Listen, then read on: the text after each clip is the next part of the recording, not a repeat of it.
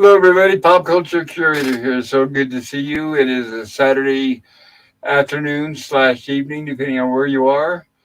I hope you're doing well. That means we are back with another Rumblings from the live stream.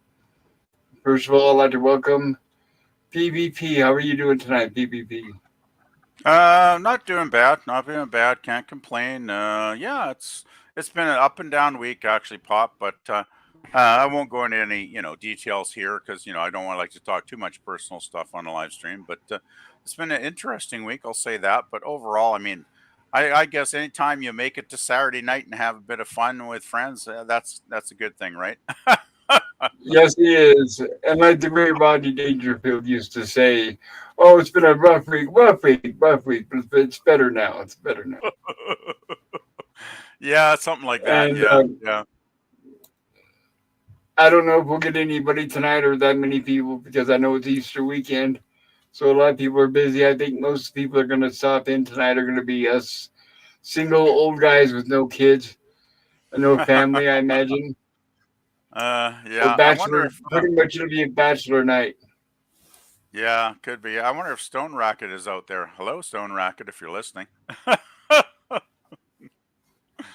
I wonder if I need to uh, send him the link separately. Let me do that just in I case. would. Just you never know, Because right? He might I have. can't remember if he's, yeah, I can't remember if he's part of the group or not, the Actually, main group that I sent him. I think don't you often send him a individual link when we do Lost in Space on Mondays? I Couldn't just hurt. did. By the way, speaking of Lost in Space, Pop, I'm just wondering, are we doing Lost in Space this Monday? Because I can't remember. Yes, we are. Jill said she's clear. Oh, good. So I think with Gorilla it was a maybe. Okay. I I should be can't able to remember do if it. Monday's a holiday or not. I don't know if Gorilla works or has a day off. I don't know. Well, it's Easter Monday, right? So it's not like Good Friday where it's a definite holiday. It's kind of an optional holiday, it seems. So I'm working on Yeah, that's Monday usually because how they are. yeah, I'm working on Monday. I know some people might not work on Monday, but it's kind of a semi-holiday. I don't think it's an official stat. At least it's not an official stat where I live. So I think it depends on where you live, right, Pup? Yeah, it's getting where they celebrate religious holidays less and less. And hello, Edge of Time. Good to see you. Hope you're doing well. Glad you could join us. Edge of Time Hey, says Edge. grumblings from the Edge of Time. Nice to see you, And Edge. who are you calling Sognick? Sognick. Funny how that's a topic I wanted to talk about tonight. Oh, Actually, not hey, Sognick. I don't know. single old guy, Go no ahead. kids. Oh, yeah. I think that's most of us. It sounds like a secret government organization, doesn't it? Sognick. It does, right? It does for all uh, of us old bachelors out there. But we might get some of the younger bachelors like Daniel's Hot Topics and some of I wouldn't those. be You never surprised. know. I wouldn't be surprised actually. I hope he stops by because he wanted to talk about X-Men 97, which I was going to touch upon tonight as Yeah. well. What brought that topic up? Well, last week when we had our stream, he was talking about how the series premiered and they were on their third episode. And I'm a fan of the X Men cartoon, the original, and I've been kind of cautiously optimistic about the new one. And when I heard that it was released with three episodes, I checked them out and I watched them the other day, and I wanted to give my thoughts on those tonight. And I was Okay, going to kind of bounce ideas off that with Daniel if he comes by. interesting. I wasn't But even aware of basically, that. yeah. Yeah, Did I you ever wasn't watch aware. the X Men cartoons? Did you watch the X Men cartoons in the '90s? You talking Oh, like the mutants, or you talking like Mulder and like I'm no, not sure what. X X Men cartoon, the mutants, Professor X, Wolverine, that kind of Oh, stuff. oh, oh no, no, I'm not from. I never was got really into X Men, so I'm yeah, no, I'm not familiar with that at all. Actually, Pop. That's why I was confused because Or yeah, the I had heard I the comic books and I'd seen them on the uh, shelves, but when yeah the cartoon came out, my nephew My nephews got me hooked on the cartoons, and I really enjoyed them. Okay. At that I time, was confused. I was confusing with X Files. My bad. oh, no problem, no problem. Totally But different thing. Yeah. at the time in the '90s, Fox Kids, they called it. It was in the Saturday morning on Fox. They were pumping out some quality cartoons. They had X Men, they had Spider Man, and I think they had Iron Man. Maybe the Okay. Fantastic Four. No, not Iron Man, but I think Fantastic Four. But they were good quality cartoons.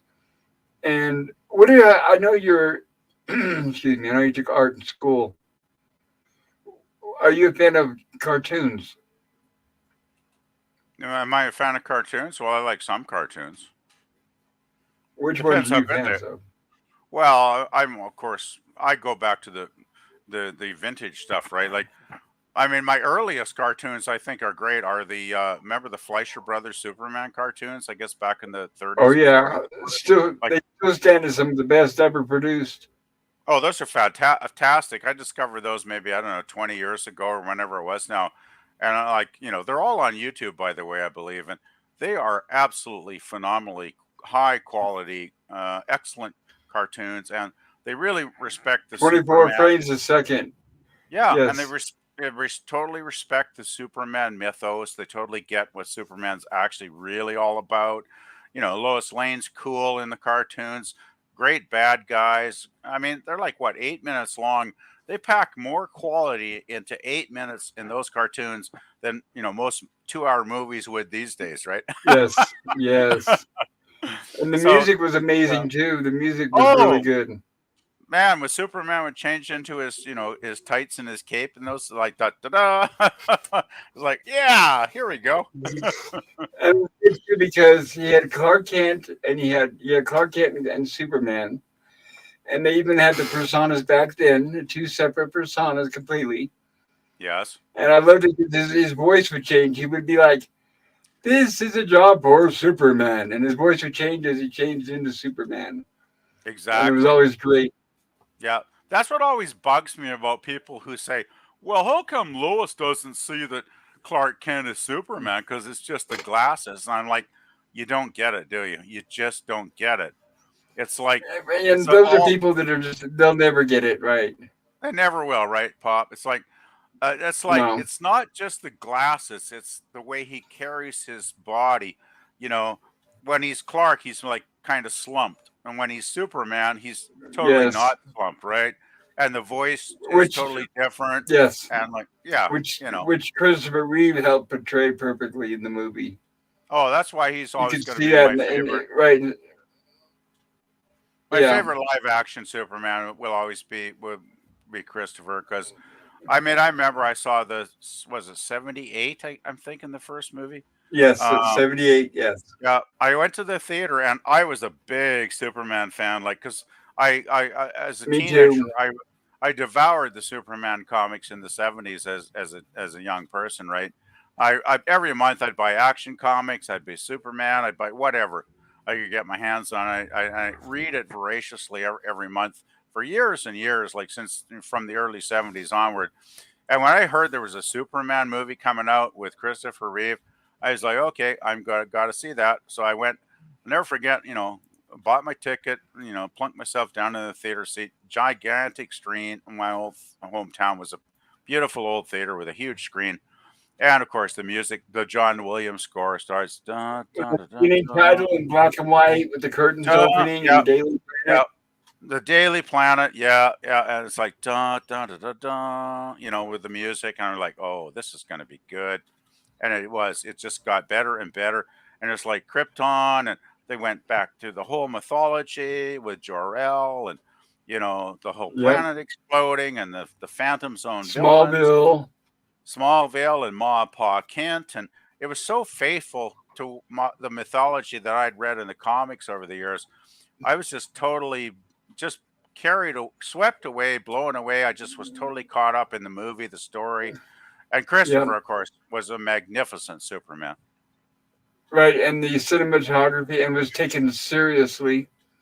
It was That was filmed like a legit movie. I believe that was Jeffrey Unsworth's final film before he Last passed movie. away. Yeah, Yeah, yeah. His dedication title was in the yeah, beginning. and great Hello, Gap After cinematography. Dark. Good to see you. Great, Hello, Gap. great to see Hi, you, Gap. Gap. Gap says hello, all. Yeah, I just thought And it was that a scene, wonderful film. yeah, the scene where you know that nobody will ever be able to replace Christopher Reeve is the scene in Lois Lane's apartment where she's in the other room getting ready, and he takes his glasses off and he's thinking about telling her who he is, and he changes his mind and he puts his glasses back on, and then she Yeah, comes out and they're getting ready to go out for that date.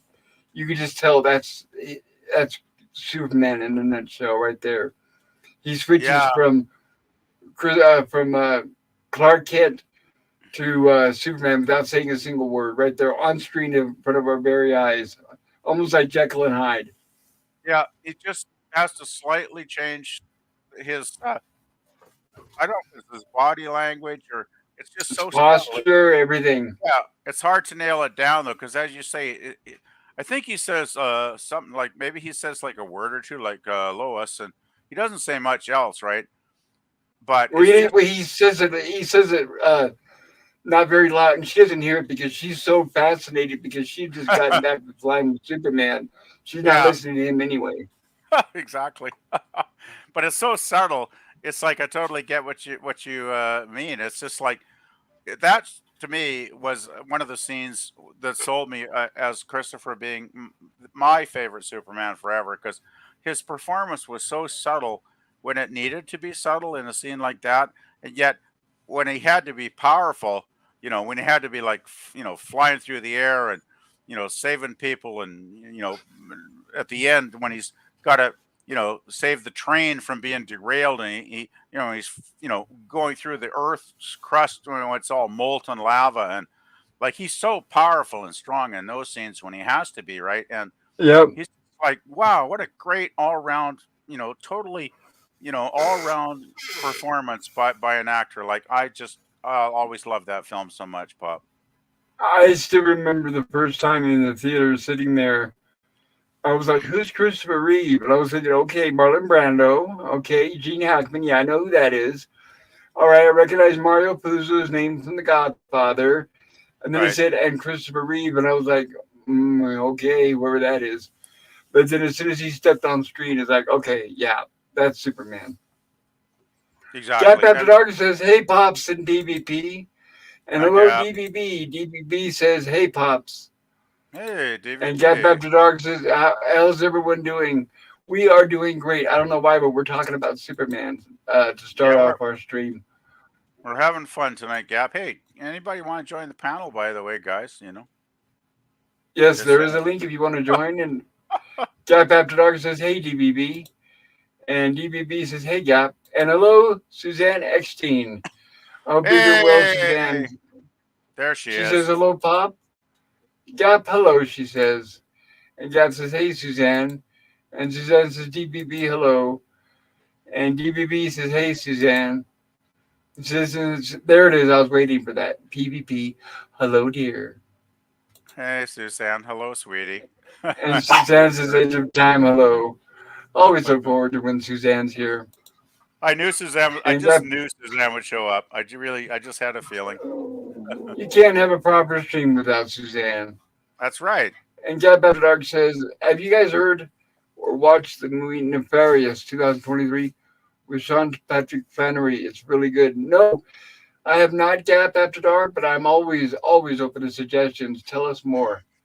And also, Gap, you're welcome on the panel if you ever go on panels, if you want to come on to talk about it. Pleasant Valley Picker Yeah. CA says, "Suzanne, hello, sweetie." And Suzanne says, "Oh, I love you, fellas. Likewise, Suzanne. Likewise. Big hugs." The fe- the feeling is mutual, Suzanne. That's what I love about this stream is we're always talking about movies, old movies and new ones that are coming up. And I get a lot of ideas, and I like to bring a lot of ideas to the table. So this is definitely one of my favorite streams for that. And with the open topic, it lets everyone talk about whatever's just on their mind. And I'm Yeah, glad we started off talking about how we didn't like Star Wars anymore, but then we ended up talking about something we do love that is still topical. I don't know. I doubt, honestly. Okay, we know they're going to make that new Superman movie with what's his face, James Gunn for DC, but I don't know if I'm going to be around long enough to see it. And if I do, it's like for me, it would be a bucket list to see. It would be a bucket list item to see a Superman movie done right. Just one more time, one last time, do the legacy right. Do take it seriously. Don't make him a butt of jokes. Make him the big blue Boy Scout. Give us a good Lois Lane that we love, who's not annoying. Give So us a good Lex Luthor, who's a mature adult, not an idiot or a bumbling kid. do you think it'll actually be good, Pop? Like I haven't heard nothing about it. No. Yeah. Well, it's not even in production yet, but Uh, I've watched it. To be exact, I think it's in the writing stage, but I don't have any faith if that's what you're wondering. yeah. Yeah, I haven't seen much. It's been too long since I've seen a lot of quality coming out of Hollywood or anywhere else, actually, as far as entertainment goes. Well, here's the main driving factor is what are the chances of getting a movie out of Hollywood that doesn't have the message in it for so-called modern audiences? And I Yeah. don't think that's likely. I don't think we're going to get that. I Well, think we're going to get another woke, agenda-filled garbage movie. I'm sure we're going to get plenty of those. I have watched some of the channels that do, keep their pulse on the popular entertainment heartbeat, so to speak. And some of them are saying the woke thing does slowly start to be breaking down because the studios have lost so much money that some of them are starting to cancel a lot of the projects they had in the pipeline that were woke because they just realize Yeah. they're going to fail and bomb and lose billions of Yep. dollars if they keep that shit up. So I have a little tiny glimmer of hope. I'm not an optimist, by nature, but I have a tiny glimmer of hope that maybe some key people at the studios are starting to say, enough is enough of this crap and we've got to turn the ship around eventually or we're all going to sink like we did like the Titanic did, right, Pop? So I think they're Well, starting we to can kind always of figure hope. it out, right? Right. The I thing think is how many years is it going to take to flush all that old stuff out? Because you I got to remember, we're talking about yeah, not just the movies, but also them rehiring almost everybody at their studios. Their studios are saturated with a bunch of woke, yeah. liberal agenda, leftists. You've got to get rid of all those people too, and that's something I that is going to be a I'm big stumbling block. I think it's going to Go ahead. take Sorry. probably going to take a big sea change, so to speak, whereas people at the top have enough balls and enough guts and are determined to turn the ship around, and they just start issuing pink slips because it's like, I mean, they have every. I mean, if you're an employer, you have every right to fire people if you don't think they're doing a good job, Yes. right? That's what I've always believed Yes. because I know if I fucked up, I'd be down the road in a couple months, right? So Yeah. it's like, Especially if you're in the business to make money, then you got to hire people that are going to make you money, not the ones that are going to lose you money. It's as simple as that. oh, I tell you, like if I had been losing money for my boss, I mean, I got a great boss, but if I continued to lose money for like 6 months, I'm sure eventually I would get the boot, right? Because that's just business, right? I mean, no employer can, well, most normal employers with half a brain can't afford to keep employees on and paying them to produce so poorly that there's no income coming in, Yes. right? That's not business for most companies, right, Pop? So, yeah. That is correct. Yeah. Hello, Ola Greg. Welcome. Good to see you. Hope you're doing well, sir. Hello, Happy Easter, Euler. by the way, to everybody. Happy Easter. Yeah, happy Easter. Hope you guys had lots of chocolate. I did. I actually splurged and bought me some Reese's peanut butter cups. Nice, nice. Chocolate is supposed to be on sale for Easter, but I couldn't find it anywhere, even Hmm. remotely cheap. I guess this bag was kind of on sale. It's one of those bags. It's I think about 7 or 8 ounces, and it was like $5. I don't know if You that's a know, good deal or not, but well, I think it's kind of like Halloween, right? I think the time when you might save money is the day after the holiday yes, because that's when they got like I know Halloween, like they jack the prices up on all the candy, and then up till the Hmm. 31st in October, and then if you go to a store like the day after on November 1st or 2nd, Early, early there if you're early. that's 80% clearance in some places, right? Like I've bought stuff so Yes. cheap sometimes. I You got to remember once really. I There's people that get up oh and out of bed early just to go hit the stores you got to get there like first thing, right, Pop? But I as soon as remember they one open. day Yeah. one day I got to a local supermarket at like I think it was 8 a.m. when they opened their doors, and they had these huge cartons, huge cardboard boxes, like 2 by 3 feet or whatever, filled with like the 50-gram bags of potato chips, right? Like the Yeah. little, give the Halloween kids, a bag of Assortment. potato chips. Yeah, an assortment. Yeah. And it was like, I don't know how many, Hey, Gap. Bob, Hey guys, how are you doing? Ooh, I sound bad, don't I? yeah, it could be better. Well, glad you're here, Gap. Good to see you. Nice to see you, but your microphone sounds pretty bad. Yeah. Well, my voice, it's I don't know why I'm exhausted. Well, I'm always exhausted, but I just sound like I woke up out of a coffin. I don't know. That's okay. Oh, 'Cause you're obviously aware that I've been sounding like crap lately. It's quite all right, Gap. hey, Good to see you. we Glad you're got here. Gap, we got Hello, LDG. LDG. Hey, LDG, wow. Hey I saw guys, Gap. I Happy had a Easter. time. hello, Happy happy Easter. holiday. Hey, Gap. How you Yeah, doing, Blessings. Gap, man? Bless. I have to take a moment to say blessings and big hugs and kisses to Rex. I hope he's doing Thank you. okay. He's Got a dog owner. I know those are like your you kids. might So when I you might heard see that him. he was ill, I was like really brokenhearted. Yeah, I Yeah, heard man. something. Thanks. Your So was If dog, you I. did, your dog's not It was well or rough. something. I heard. Yeah, he was. He's really sick and Oh, oh, puking out of both ends. And oh, oh, oh that's not baby, good. I yeah, had That's my not my my dog Sam was like that, and I took him to the vet. It was like I don't know, $600-800, but it was worth it. I couldn't see him suffer. yeah, yeah. But Of if course, he strolls by, do me a favor, pick him up, and show him on camera so we can all say I'll hello. try to. He's got full body. What do you call that? Arthritis. good. Oh, So, but Poor baby. I have a way of picking him up. But yeah, sure. Is there You might anything see you can him. give him Keep to your eye help on that. He might go up and down. in the He's been walking background? around like a monster today. Yeah, I gave him his meds. He's probably He all got his happy. shots. He's got his food. He's been eating. He's eating better. He's all day today, back and forth, back and forth, back and forth. I'm glad to hear that, Took him out poor a couple baby. times, so he looks better. And well, yeah, I appreciate sending that. prayers, LDG. yeah. It sounds like Yeah, he's he's an old man. recovering quite well. Then, yeah. We'll see. We'll Poor see guy. They don't tomorrow and understand Monday. either. Is there anything you Well, can give him for the arthritis? Not that I know of. I know medicine's expensive, but I don't know if there's anything natural you can put in his food that'll help with the pain or anything. Yeah, not that I know of. Man, I can't find Oh, a pain pill that works on me. I'm apparently allergic to 90% of them. oh my God, I would be suffering with Really? the Is that so? with all the cancer I've got. These pain pills better work. Well, hell yeah. I mean, man, I'm telling you, it's something else. But that Nefarious movie, it's about a convict who's, getting, he had a stay of execution. So they Uh bring huh. the psychiatrist in to do his final evaluation.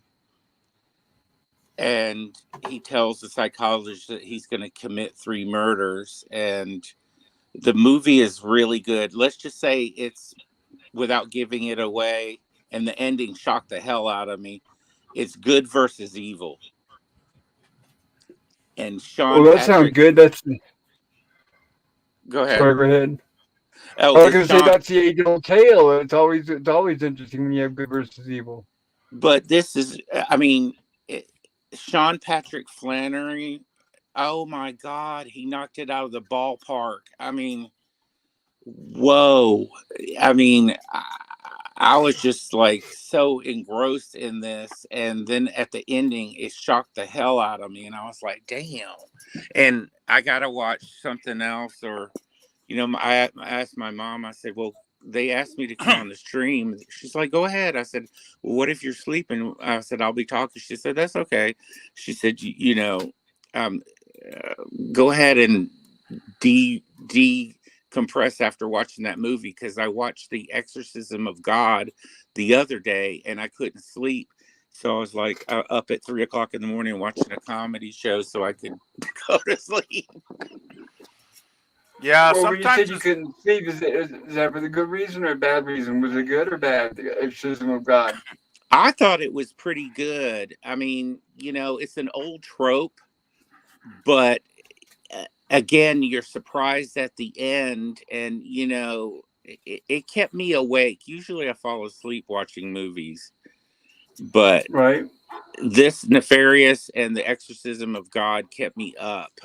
It's one of those movies where a couple of hours later you can't stop thinking about it and things pop in your mind from the movie, Ooh. and Yeah. Well, that's a good thing. yeah, so I was like, okay, I consider them entertaining. I could probably rip The Exorcism of God into little sections, but I just took it overall, and the ending got the hell out of me. But Nefarious, oh my God! I mean, I got my mom to watch that today too, because I watched it, and then I was like, "You want looking for a movie to watch?" I said, "Watch this one." And then when she got through with it, she's like, "Oh my gosh!" Yeah, sometimes it I might be see. better to watch movies like that a little earlier in the day before you go to bed, like I maybe in the usually afternoon. I watch Nefarious during the day, but I think this being on the stream will help me forget. But Sean Patrick, oh my God, he is to do what he did in this movie. I'm like, oh my gosh, What and other stuff has he done? I'm kind of uh, vaguely thinking of the name, but I can't think of his films. Like, Oh, well, let's find that's out here. Since we are here on IMDb, and because if I I had pulled other them up. movies that he was in, I might be able to place his acting credentials, so to speak. Right, guys? yeah. If I was not on my cell phone, I'd be able to Ooh. look it up. But The it's infamous Powder. The Boys? He was gunpowder on The Boys? Oh, interesting. Okay, I have not seen that, but I've heard about it. I'm scrolling through the list of his stuff now. I don't want to read everything, but I'm scrolling through the list of his most recent items. Hmm. he, he's really good actor. I mean, Well, really. you got me interested. You got my interest peaked. I'm gonna check it out. Yeah, because I mean, I usually don't run on about a movie because this one just had me like. I even a friend of mine called me, and she said, "Hey, do you know anything I could watch that would keep my interest and make me think?" And I was like, "Yeah, Nefarious." So she's gonna watch that tomorrow. I usually don't rave on about a movie, but this one was really good. And the Exorcism of God, I have not heard of. I'm gonna go ahead and pull that up now.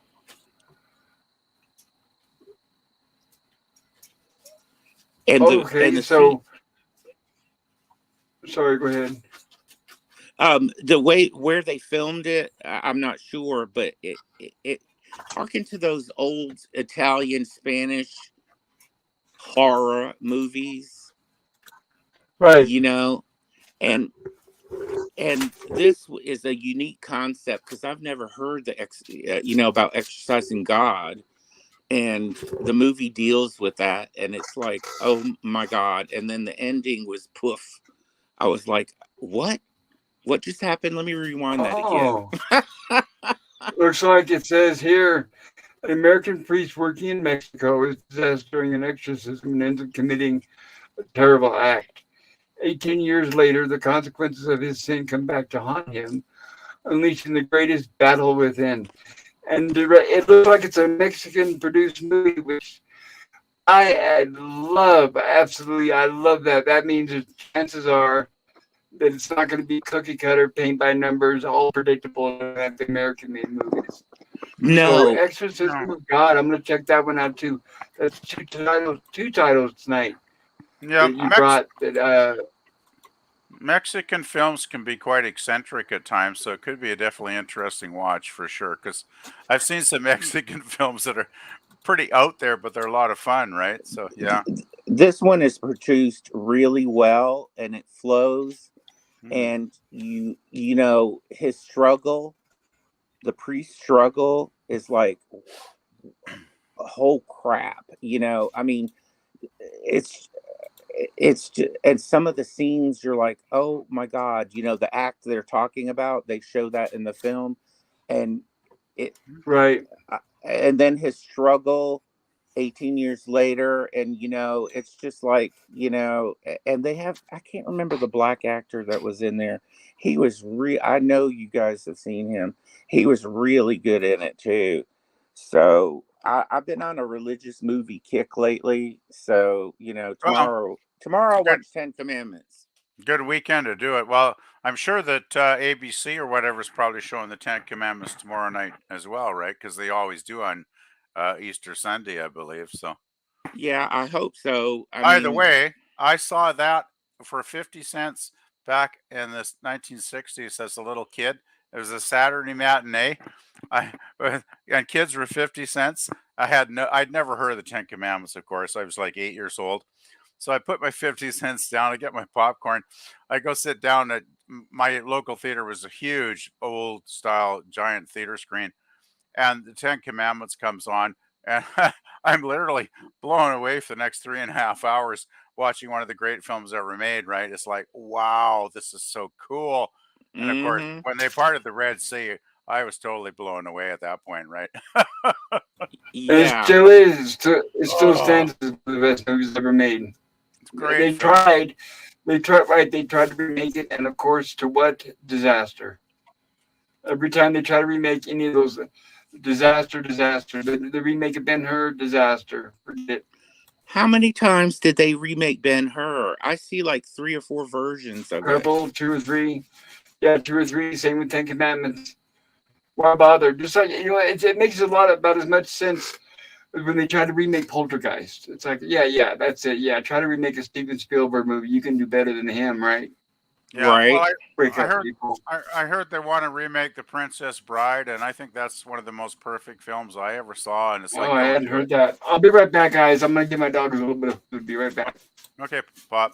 But I think Yeah. Princess Bride's one of my favorite all-time films. I mean, I thought it would be shit. I avoided it for like 20 years because I thought, oh, Princess Bride, oh, that's like a Disney chick flick, right? By the title. And I was like, oh, I'll hate this movie. And then it came on the cable TV channel one day, like 20 years ago. And I was like, oh, well, what the hell? I might as well watch this damn thing. I know I'm going to hate it. And then I started watching it, and I like after 10 or 15 minutes, I'm like, hey, this is actually really good. And then it got Yeah. more and more into it. It's like, hey, this is really, really good. You know, with Andre the Giant and all the humor and, the Dread Pirate Roberts and all that stuff. And it's like, Montoya, it's like, you killed my father. Prepare to die. I mean, I was totally into it at that point. It's like, this movie's awesome. So I try not to ever judge a film by its title anymore because, yeah, I was definitely guilty of that. Yeah. Yeah. I mean, just like, I'm only going to mention this just real quick about movies and hearing stuff about it. The Uh-huh.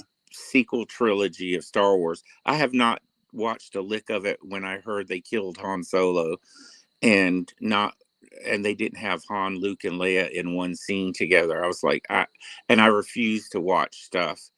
And sometimes I make a mistake, and like I did the same thing with Princess Bride. I avoided it forever in a day, and then I was laying down, and I was like, I'm bored, and I'm flipping channels, and then here it comes on, and I was like, holy crap, this is really good. Oh yeah, Peter Falk is the grandfather. Like he was so awesome in that movie, right? Mm-hmm. And the whole tagline all through the film was like, when he says "as you wish," it means "I love you." And then right at the end of the film, Grandpa walks out on the grandson, and the grandson says, "Maybe Grandpa, you could come back and read the book to me again tomorrow." And Falk turns around and looks right at him and goes, as you wish. And it's like, oh man, my heart just melted. I was a total sucker to love that film forever at that point. It's like, oh, that's definitely one of my favorite all-time films, Gap. Yeah, definitely. Well, a great movie, and please don't ruin it, people. But of course they Yeah. won't listen to us. No But spoilers, guys. No spoilers. Oh, on the We Prince, wouldn't do that to you there. and it's like a 35-year-old movie or something, Pop. Right. And Ola Gray says, Happy Easter. Likewise, same to you, sir. Butterfingers. Ooh, that's a chocolate Yeah, bar. Ola Gray says, I have some Butterfingers. And they're yummy, Yeah. too. well, I hope you Ola enjoy Gray them, said, Oiler Greg, because I don't have one stick of sweet in my house, and I'm going nuts. oh, see, I knew that was going to happen to me. I knew it was going to happen to me. That's why yesterday I went to the store. I was like, okay, I got to break down. Otherwise, I know I'm going to it this weekend. So that's why I got the Reese's Pieces. They're not a lot. It's not, I mean, yeah, I'm old, guys. I'm sitting there at the store, standing there looking at the Easter baskets, wishing I could have one. When I see all the candy in there, I'm thinking, Right? why are they just for little kids? That's not fair. I see all the bright colors, all the marshmallows, the Peeps, the different chocolates, the Hershey's, and I want an Easter basket. Can I have an Easter basket? Yeah, you can, because I was looking for a cool. I remember getting an Easter basket with monster truck in it, and and the Peeps and all kinds of stuff in there. And my godmother sent me some money, and she's like, go after the day after, get you Easter basket and have fun. I don't, it doesn't matter how old you are. She's like, go get one. Doesn't matter. You're always going to love candy, right? Yeah, definitely. And usually I make sure I have some kind of sweets, but I was like, but I know my mom does, but I don't know if I can pry the Cadbury bars. She bought 10 of them. She bought 10 of them. I don't know if I can pry them out Ooh, of her. Cadbury makes the best. Yeah, they make the best milk chocolate. I love Cadbury. Yeah, I used to get the Easter eggs. Yes, Yes. cream-filled Easter eggs, but I didn't get any this year because I forgot to. But I don't. They're expensive and they've gotten so much smaller. It's sad. Yeah, well, it's like Girl Guide cookies. Like we had the Girl Guides out like a couple weeks ago, trying to sell their cookies. $6 for a box of cookies now, which used to be like $3 like Jeez. 10 years ago. And as you say, the quality, Girl Guide cookies like 10, 15, 20 years ago were awesomely good. And And you got a lot for your money. yeah, and the last 5, 6, 10 years, they've turned into garbage. I mean, they're not even that good anymore. So I just don't even bother. I just don't buy them anymore. Exactly. They're just not worth the money, right? I'm waiting for them to turn cookies into and thumbnails. Yeah, it's like, I mean, I like to support the Girl Guides, but I just can't buy a subpar product for an overpriced, amount, right? So it's like, sorry, got to boy. That's right, because all you're doing is feeding profit to some big company. Well, it's just a big company. That's the problem. I bet Girl Guides don't even get half of that, right? They're probably the manufacturer of the cookies is taking most of the money. Yeah, right? of course. Yeah, yeah. Incredible markup. Ola Gray says, I'm too slow to get anywhere when it opens. Yeah, me too. I hear you, sir. And he also says, welcome, Gap. Hey, Oiler. Ola Gray says, Hollywood, a normal white guy who votes differently from them is evil personified, sadly. Yes, it is. They just don't care about us. Ola Greg says, it's cool that you have a movie to recommend that's new. It is. I always love, in fact, there's new titles that I like to recommend too. There's some I'd like to cover on my horror sci-fi, but I know some people aren't, like, for example, I wanted to show Time Crimes, but I can't get an English dubbed version, and I know that there's some people out there that just do not want to watch a subtitled movie. And that's a shame. Ola Greg says, so let it be written, so let it be done. And hello, Sean Carter. Hello, Sean. That's Yul Brynner's great line from as the Pharaoh in Ten Commandments. So let it be written. So After let it be done. After he takes over when the first guy takes the bucket. Man, and hello, Sean Carter, my good friend. Yes, he was. And hello, Sean Carter. I hope you're doing well. Good to see you. Greetings, all. Just stopped by whilst at work. Well, you have a Hey, great day at Sean. work, Sean. I'm glad you stopped by. And hello, Yeah. Anna Drew Jill. So Hey, good to see you, Jill. Jill. I figured she'd probably be busy over at Klobbies. I But thought thank she you for was. stopping by, Jill. I appreciate it. I thought Joe was totally unavailable this weekend. Wow, I'm amazed. She showed up. Well, Hi, especially Jill. with Easter and the family and all that. I thought she had family stuff Suzanne going on all weekend. says, Yeah. put her hello. Hello Yeah, again, gotta have it. Suzanne. Gotta have the Easter egg hunt for the kids. Suzanne Exine says, Sean Carter, hello. And Suzanne says, Exine, Jill, hello. And Sean Carter says, Jill, hi.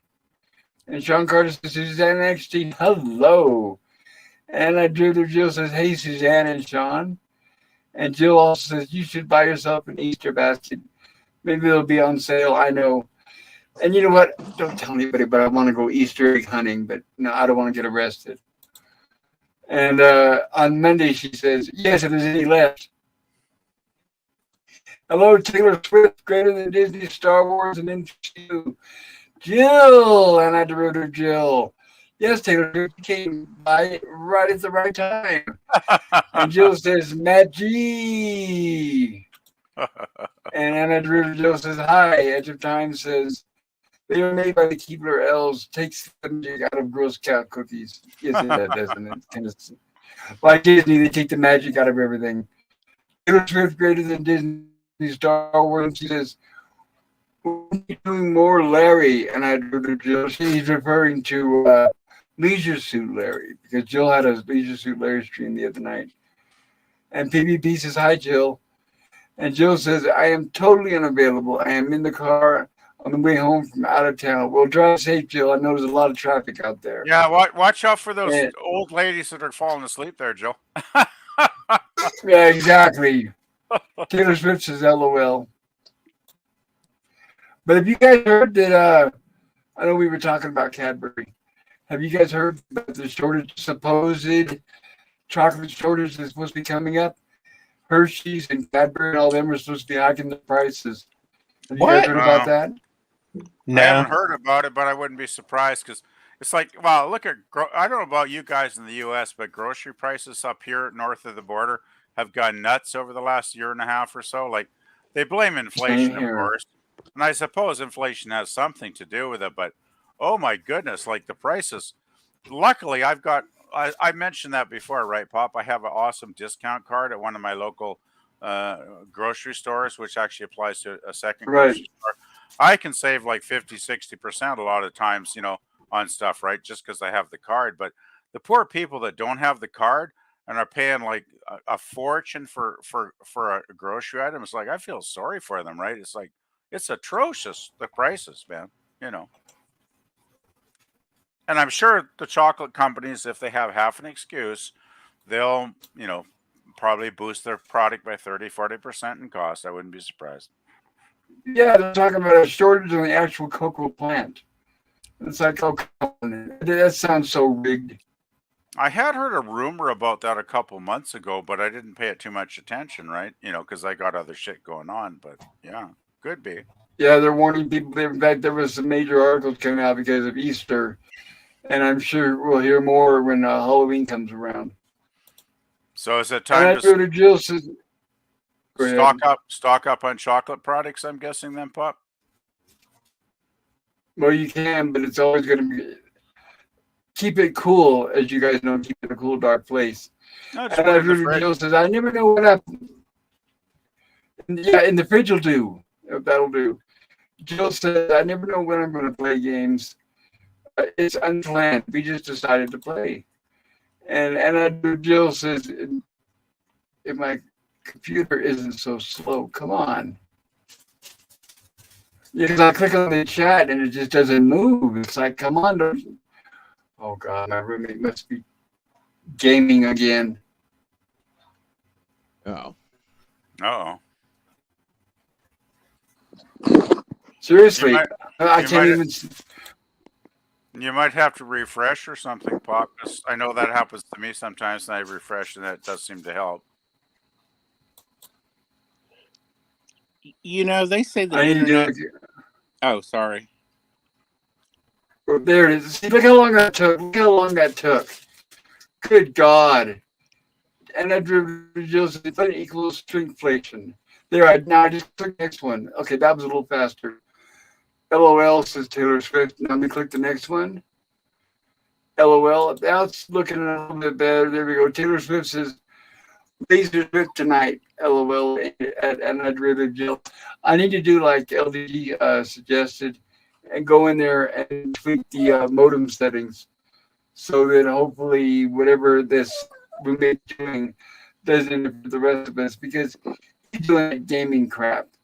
And when he does that, we can always tell because it bogs the rest of us down. It really ruins my uh, movie night screenings. I remember we're doing like my horror sci-fi stream in Gilligan's Island. It's impossible. I can't do anything when he's online. Speaking of your streams, Pop, are we doing Lost in Space this Monday? I'm not sure. Yes, we are doing Lost in Space, everybody. Horizontal Jill's going to be available. Gorilla, I'm not so sure about yet. Yeah, I'll have to give it a watch then this weekend. Yeah, I'm excited. I can't wait for it. Planetarium, says Taylor.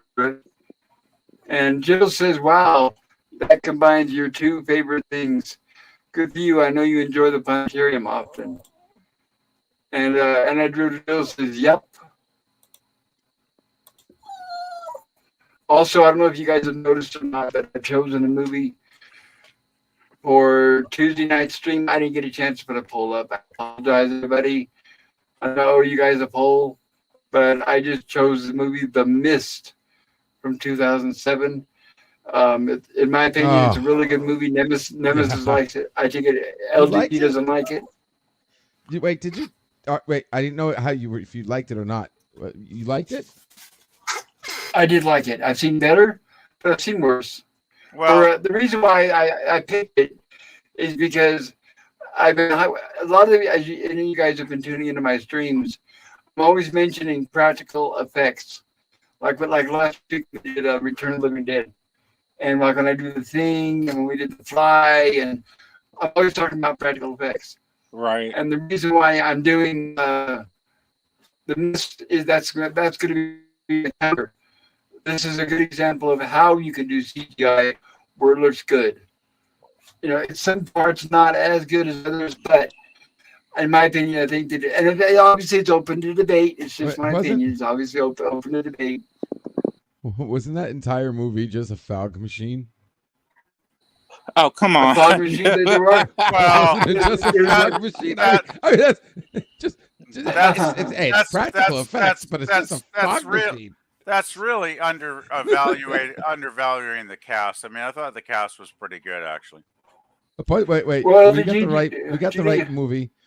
A bunch of people stuck in a grocery store with a heavy case of fog. That's the best place. Is that the movie? Is that the same movie? Yes. I just want to make sure. Yes. Yeah, that is the movie. Yeah. I thought that was the story of your life, LDG. I think the cast actually saved it, though. Like I saw that movie. The premise may not be great, but the cast I was paid money good. to go see that. Well, LDG, yeah. And LDG, what did you think about the movie The Fog? I didn't see that one because if I would have known the Mist would have been fog, I would never would have went. You actually should have. Yeah, we actually had two movies. We had The Fog and we had The Mist. Did you do The Fog already? I missed that. I missed that. Not covered. We have not covered The Fog yet. Yeah, because I've not seen The Fog, but I have seen The Mist. I watched it this afternoon because I know you're doing it Tuesday, and I will not give spoilers because I don't want to give away my review at this point until Tuesday night. But wow, it was a very mixed bag for me. I'll just say that much. Have you seen it before? Never. Oh, as the fan of the Walking Dead, what did you think? Well, I don't think The Mist had much to do with The Walking Dead, did it? Yeah, it was directed by Frank Darabont and Walking Dead. You didn't notice? I didn't notice the credits. I was into the cast because I thought the cast were really great. You know, early on, I was totally into the characters. Like that's what was basically driving the film forward for me. But It's a character-driven movie. Yes. Yeah, I don't want to spoil it though, because I have probably some controversial viewpoints on the film as it goes on. So I don't want to ruin it, Good. guys. I don't want to ruin it. No, that's the whole point. That's why we covered them. Is for the debate. I want all points. Oh yeah. All I'm different going to angles. I'll be giving you guys a debate on Tuesday. You'll have to Taylor get. Swift's As much as there were aspects I enjoyed, I'll just say later on, not so much. Taylor Swift says, yes, you need to go, Jill. Not for Swift, but regular astronomy shows. And I drew to Jill. And I drew to Jill says, agreement. And I drew to Jill says, agreed. Okay, good. Caught up on the chat. So we're doing pretty good on the chat, guys. Thank you. Thank you for your patience. Hey, Pops, you may have to get a gavel during PvP's review. You might. I'll make sure to download a sound effect of a gavel. Yeah, or ding, exactly. ding, ding from a box match. Order. Right? You probably should, Pop, because I never watched a movie before where my rating changed so much as I was watching a film. Like, I was actually dumbfounded how much my rating changed. But it's not because the movie was bad. It's just because the movie did things that I found less than enjoyable. I'll put it that way. Okay, well, let me ask you this, VP. I think Tremors had a better, right? A bunch of people stuck in the grocery Tremors store. is a better movie. You know? Tremors Like, is a better yeah. movie, yes. The first one. The first one. Well, Okay. Tremors, Yes. It gets progressively worse after that. well, But the first one. Tremors was more of an action film too, right? I agree. So, I agree there. Action, No, comedy. that was action sci-fi, horror. Comedy. Yeah, it was a triplet. Yes. We talked about this. Tremors was one of the few movies that knew how to mix action and horror and All comedy that, all in yes. one. And Did with it an well, awesome, right, did it well. Because it was scary as shit. and an The awesome, first one, yeah. the first one was scary. There were certain parts where like you freaked out, Yes. like especially like the scene with the scene with the old lady and the old man.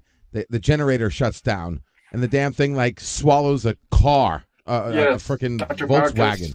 and yeah, and when they came around Ford station wagon. yes, and then the scene with the construction workers. I mean, there were Yes. some really sick, like even the one with the guy in the farm with the pigs. Oh, yeah, Like, they yeah, had some yeah. pretty tough scenes there. I loved it. Yes, I agree. That's why I'm glad we did cover that on our horror sci-fi stream. And that was an example of excellent practical effects. The CGI, Exactly. Yeah. forget when that. you're- I don't think there Yeah. was any CGI in that. When, but when yeah. you got when you No, got it was, when you got cars being swallowed up by the earth, that's pretty damn good practical effects. Yeah. Like, yeah, like I awesome said, stuff. it was a big Ford station wagon. Those are big cars. Exactly. And they buried it. They just like sucked it into the ground. It's Yeah. like, yeah, I love it. Great film. I love that film. You introduced me to that film, Pop, and I always want to say thank you, because that's an awesome film. Yeah. Oh yeah. I've watched so many great movies that I never watched before because of Pop's channel. I gotta say, it's like I've become a huge fan Jamie of Kennedy, by the time it got to like number 3 or 4.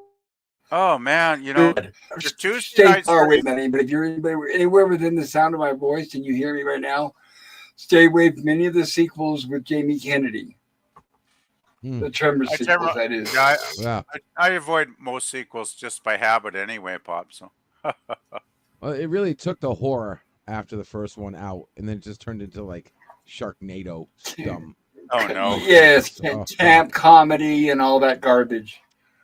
oh boy. I mean, don't get me wrong. I mean, 2 was worth a watch. 3, like after the snow one, I was like, I'm done. I think after the second one, I was done.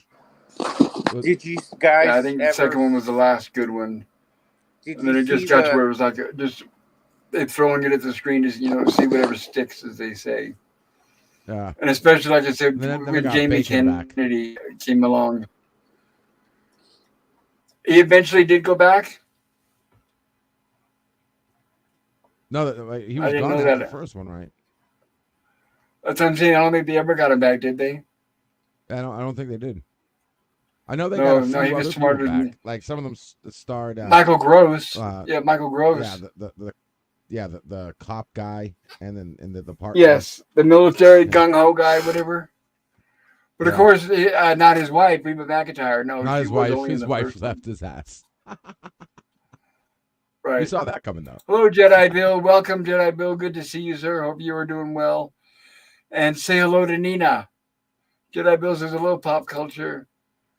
And Sci-Fi Nation. No, sorry. Forgive me. Sci-Fi Sit Dan. Hello there, pop culture curator. Hello, Sci-Fi Sit Dan. And Sci-Fi Sit Dan, I did stop by your stream earlier. I was listening.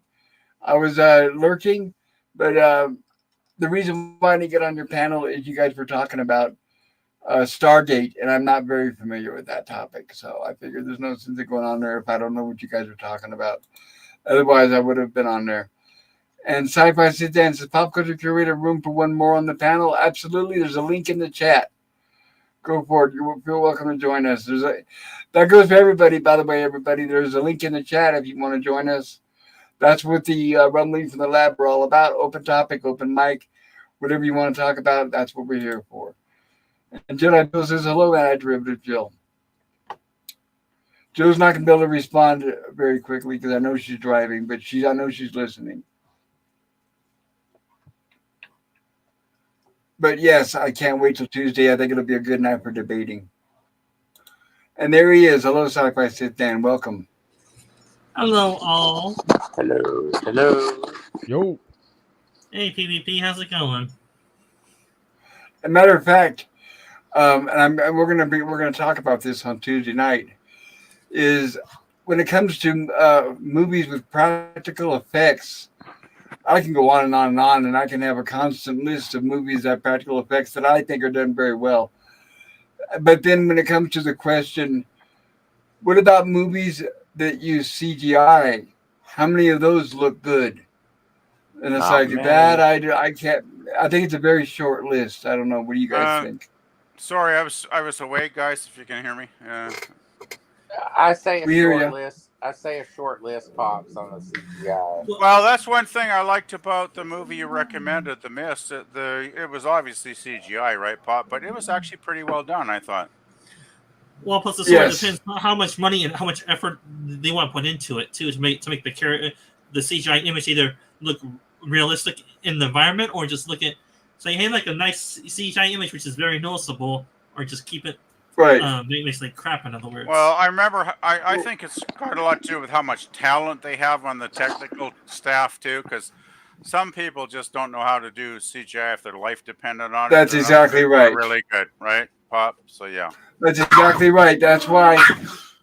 Hush up, Pooches. Sorry. That's why when we bring up that topic, when we discuss it, we're going to talk about it because when we talk about a movie that does CGI right, and in fact, a perfect number one example when we're talking about doing CGI is the movies that do CGI and practical effects in one movie, and that's Jurassic Park. Okay, the original film you're talking, right? Yes, the original, at least 1, 2, 3, when Stan Winston was still alive, because he would have a practical. I've only seen the first What's Jurassic that? Park, so yeah. Well, when Stan Winston was still alive, he's the creature effects. I mean, he's the master of robotics and Terminator. I mean, he did all of it. Anyway, Cool. but a perfect example like the T-Rex scenes or the Velociraptor is on camera, right there on set. They would have a mechanical monster, practical effect, and then it would blend to a CGI and then back right in front of your very eyes, and you could not tell the difference. And that's how you know they did it right. Tell me, And so that's like you said, if the right people behind the camera, yes, you can do it right. Go ahead, Sci-Fi. Has the T-Rex is CGI in that scene aged pretty well, or has it somewhat aged a little bit? I say it aged a little bit, or does it blend in so well? Yeah, it's by today's standards. Yes, it's not absolutely perfect by 1080, 4K. Let's say if you have Blu-ray, 4K, you're probably going to notice, but it still looks great by standards, even for the days, considering it was done in the 90s, right? Are you talking the first Jurassic Park movie, guys? Yes. Well, I saw it with one of my girlfriends from art college when it first came out, and we saw it in Vancouver in a ginormous, huge movie screen. And I gotta say, the effects, both of us were totally blown away by how good the effects looked. And I didn't notice much of a transition when I was watching the T Rex scenes, like whether it was practical or CGI. It was so well done. We actually didn't notice any blended, stuff in there. To us, it was just like all No, fantastically awesome. Like, Well, exactly. You yeah, could not notice. That's what was so good about it. oh well, yeah, the crowd in the cinema. Like I was in the cinema with like 1,500 people because, as I say, it was a huge theater, and everybody was like, "Whoa!" Everybody was just blown away at those scenes, right? So yeah, I don't know. I didn't notice any flaws well, personally. plus it also depends what scenes the T Rex is in, because they did make a huge animatronic puppet of the T Rex to use in scenes too. But they used the T Rex in CGI scenes as well in some scenes they did. Hello? Am I cutting out, or is Dan cutting out? Somebody's You, cutting out. you guys No, both sound we fine heard here. him. I don't know. Yeah, we hear both of you. I can hear both Okay, of well, you. yeah, they did the full size animatronic, right, of the T Rex, the Velociraptor, all that, right. But they when it came to then in motion, is when they used a combination of CGI and the practical effects, married, I would say, married together. And Jedi Bill says hello, LDG at Free the Net, Hey Jedi. and Sean Carter says thanks for popping in my D&D stream the other night, Pop. My pleasure, Sean. And I did get I got your link in the Twitter group for your next stream, and I will stop by that one as well, Sean. So it is my pleasure. Thank you, guys. I want to point that out, everybody. Sean Carter, he's got another channel called the Sci-Fi Model Guy on YouTube, Yes, and I great highly recommend it. channel. Great channel. I highly recommend it. Yes, he's making some. The guy is a master artist at putting together some of the great beloved sci-fi models that we've all known and loved. The Enterprise, I mean Jupiter 2. I mean he's doing all that stuff. He put together an amazing Enterprise that he sent to Mexican Iron Man, which I'm so jealous of. But it looks, I mean, he down to the detail. He paints everything. The windows light up. I mean, the guy spends his time on it, and it's amazing. And he deserves all the attention he can get. So, also, like I said, he puts his link in our Twitter group when he's going live. He's got a new channel that he just started where he's going to be reviewing things, and I recommend that as well. So, yeah, Sean, you're always, always welcome, and I'm glad to see you're here. Jedi Bill says hello, Sean Carter. And Sean Carter says, Jedi Bill, hail. And Sean Carter says, I posted an update to your Jupiter 2. Should be done soon, so I'll need a shipping address. Oh my goodness, I'm so excited. Did you guys hear Wow. that? Yes. He's actually Wow. building, yes, and hand painting a Jupiter 2 of all people for me. And I can't believe it. I don't know what to say. I couldn't possibly thank him enough. It looks absolutely amazing and fantastic. And I'm going to have to do an on camera unboxing, obviously, when it gets here because it deserves all the attention that it. I'm overwhelmed. I really don't know what to say, but thank you, Sean. Hey Thank you so Pop. much. It's absolutely amazing and beautiful. I was just going to say, once you get that parcel arrives to you with the Jupiter 2, maybe you could do an unboxing on one of our Lost in Space streams or something. Like just saying. That's exactly what. Yes. Because As a that'd be matter of great. fact, yeah, I had thought about that. I was like, okay, should I do the unboxing during the Lost in Space stream, which does make sense, or a separate video with its unboxing, and that way people can watch it separate from the Lost. Oh, well, I'll tell you what I'll do is I'll do uh, the unboxing on Lost in Space, and then I'll clip that for a separate video for unboxing.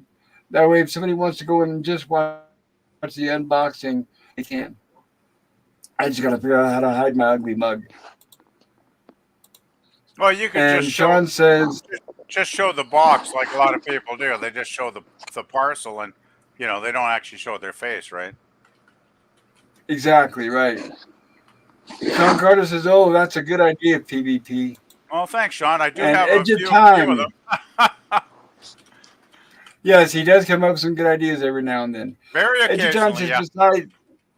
besides Rumblings and Mr. Brown Alliance, I have trouble finding things to watch on YouTube Friday through Sunday. Any channel recommendations? I'm not into Doomcock or Nerdrotic.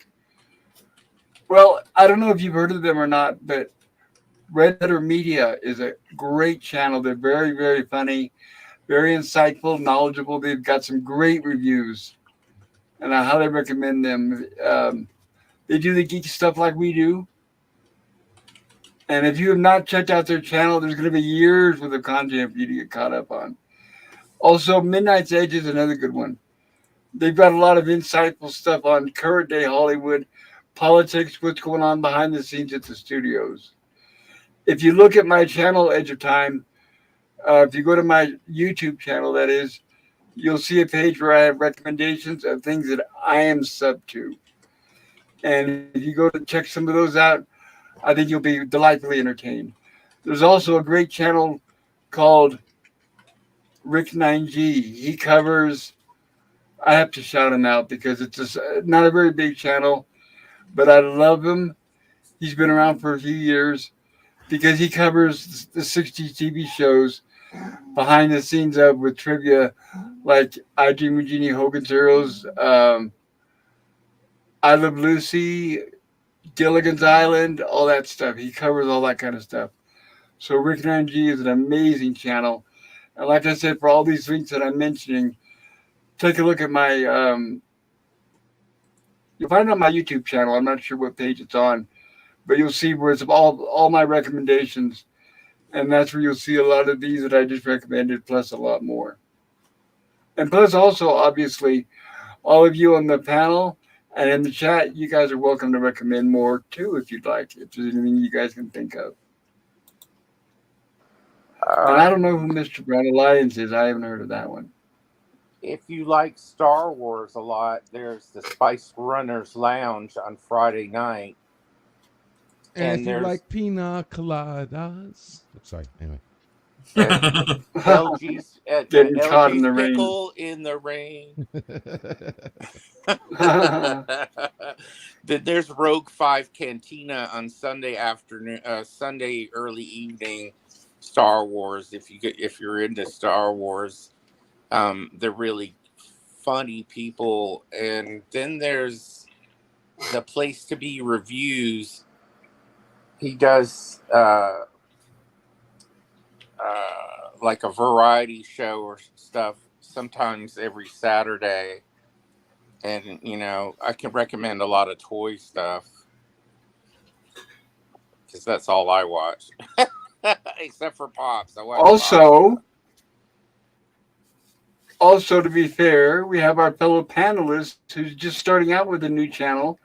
If you're into Star Wars, plus other pop stuff, check out Sci-Fi Sit Down. Sit Down, why don't you plug your channel real quick? Since we're on that topic.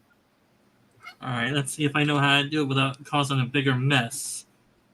Let's see here. A mess? It's not going to be a mess. Well, I'm still kind of new as trying to figure out how to plug in my channel without causing them a more. If you're not sure what to do, here's what I do. You've seen me. Okay, let's sit down. You've seen my channel. Okay. I could easily go on and say, oh, I like Star Wars. I like classic TV. I like Gilligan's Island. I like Bewitched. I like I Dream of Jeannie. I like horror movies. I could do that and I'll go on for on and on and on and on and on, blah, blah, blah, ad nauseum. But no, if you don't know what to say, what you do is plug the streams that you have. So I'll say, well, I have Rumblings from the Lab on Saturday. I've got Lost in Space Sunday. So a sci-fi horror stream Tuesday. Gilligan's Island Wednesdays. All right. I don't know if that helps or not. That's one way to maybe do it.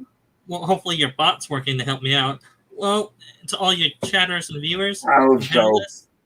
Sci-Fi Sit Dan. I really am a Star Wars fan, but I do cover different sci-fi TV shows or movies, depending and other franchises, depending how far down in knowledge I am with those. I usually have my live streams 4 to 6 Pacific time on Saturdays, but I finished up my first season of live streams, so I may do my next season in the fall.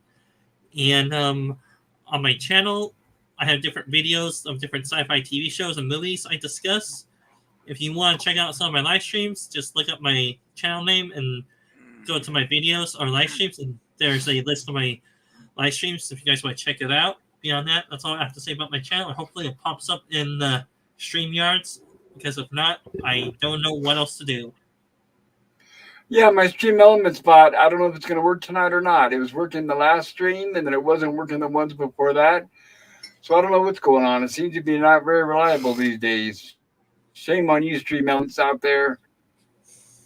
And I want to say, Sean Carter says in the chat, Edge of Time, I've been watching a cool guy named Gen X Grown Up. He covers a lot of retro video game stuff, a movie here and there. It's good fun, and he interacts with folks. Yeah, thank you, Sean. That's an excellent recommendation. Which reminds me, hyping this up without going too much overboard, is there's a channel I used to watch, Trek Yards. And if you want to see a channel, unfortunately, that begs for money every 2 minutes, I'm not kidding and I'm not exaggerating. They're begging for money every 2 minutes. Check out Trek Yards. And I'm not saying that in a good way. There used to be a really good channel. They used to be really insightful, but I stopped watching them. I gave up. I couldn't do it anymore. Every 2 minutes, send us money, send us money. I got, no. Commercials ad nauseum. I mean, I've never seen anybody so bad before in my life. No, we'll pass on that. That gets on my last nerves. You know, people give if they want to give, right? Exactly, right. And they're already monetized, and they still beg for money. You wanna know about some blatant muddy whores out there on YouTube? I came across this one music watch channel. Like, I do tune into some of them because I'm a music guy, and there are a few that I enjoy because they actually have some intelligent analysis after they listen to a song that's worth hearing. Because, you know, I always want to expand my knowledge when it comes to music, right? There's this one channel I came across, though, guys, right at the start. It's like, get this, guys. They start off with like, hey, if you want the filthy capitalist solution, just send us $100 on Patreon and we'll do your song. I was like, what the fuck? It's like, what? Fuck you guys. No thanks. Yeah, they actually said that shit. I'm like, okay, I'm never gonna watch this crap. Did I say right? Pass. Yeah, large pass. Yeah. Oh my God. It's PvP. incredible how blatantly greedy some people have become, though, isn't it? It's like, slap my head against the wall. I don't believe I just heard that, but I actually did. You know, go figure. Wow, that's something else. Once they become monetized, they have control over how many ads are embedded within their streams. So that's why sometimes you'll run across some streams where, I'm not kidding, there's an ad like every 2 minutes. Right. And then they also throw in the ads that you're not allowed to skip. That's why that's why I have my ad blocker for like 10 years now, Pop, because it blocks most of this crap out, right? Yeah, By the way, all you're going to do is drive away people at that rate. By the way, we're talking about Lou Gossett Jr., I believe, a while ago, who just passed away Well, recently. I know, yeah, somebody brought up the other day that he passed away, but a lot of people, they were talking about the movies that he did, but nobody mentioned his most famous, which was Officer and a Gentleman. That's the one that won the Academy Award. That's one I saw in the theater, and that was a pretty damn good movie, I gotta say. But I'm just looking back. Yeah, that's the one that got him the Academy Award. He was in Roots, like the original Roots. Yes, Chicken George. He played. Yeah. No, he wasn't Chicken George, but yeah, he was in Roots. That's right. Yeah, Stargate SG-1, The Dead Zone, Lonesome Dove, which was a pretty good. Rockford Files, Little House on the Prairie, Jeffersons, Alias Smith and Jones, Good Times, Bonanza, like, holy crapola, this guy had a career, right? Do He you think did. Pops? Rest in peace. Yeah. Wow, legend, total legend. I'm just looking at his Go ahead, career Gap. here. Hey, Pops, do you think that Hollywood did Lou Gossett Jr., wrong, or did he have the Oscar curse? He won an Oscar, actually, I believe. Yeah, well, Well, he yeah, did. he He won won the. He got best. Best He got best Supporting, supporting actor for Officer and a Gentleman. but he did. He ended up doing those Eagle Low budget Iron. stuff. Yeah. So, do you think it Iron was Eagle. Hollywood did that, or the Oscar curse? Combination of both, because they choose their scripts. They could choose whether to sign off and accept the script or not. And yes, he did do some stinkers. I don't think that he got the praise that he deserved. I think he should have gotten a lot more. I'll give you an example. I think Samuel L. Jackson is oversaturated. I think he's in too many things, and he gets overpraised for what he does. I think he's okay, but he Yeah. seems to show up in everything. The dial back Samuel L. Jackson. Give me more Louis Gossett Jr. is what I would have voted for. Yes, based Yeah. on the curse. Yeah, I'd say that assessment is pretty spot on, actually, Pop. I'm just looking here. He did Enemy Mine. Let's not forget that one. Because Dormac and Tanagra, right?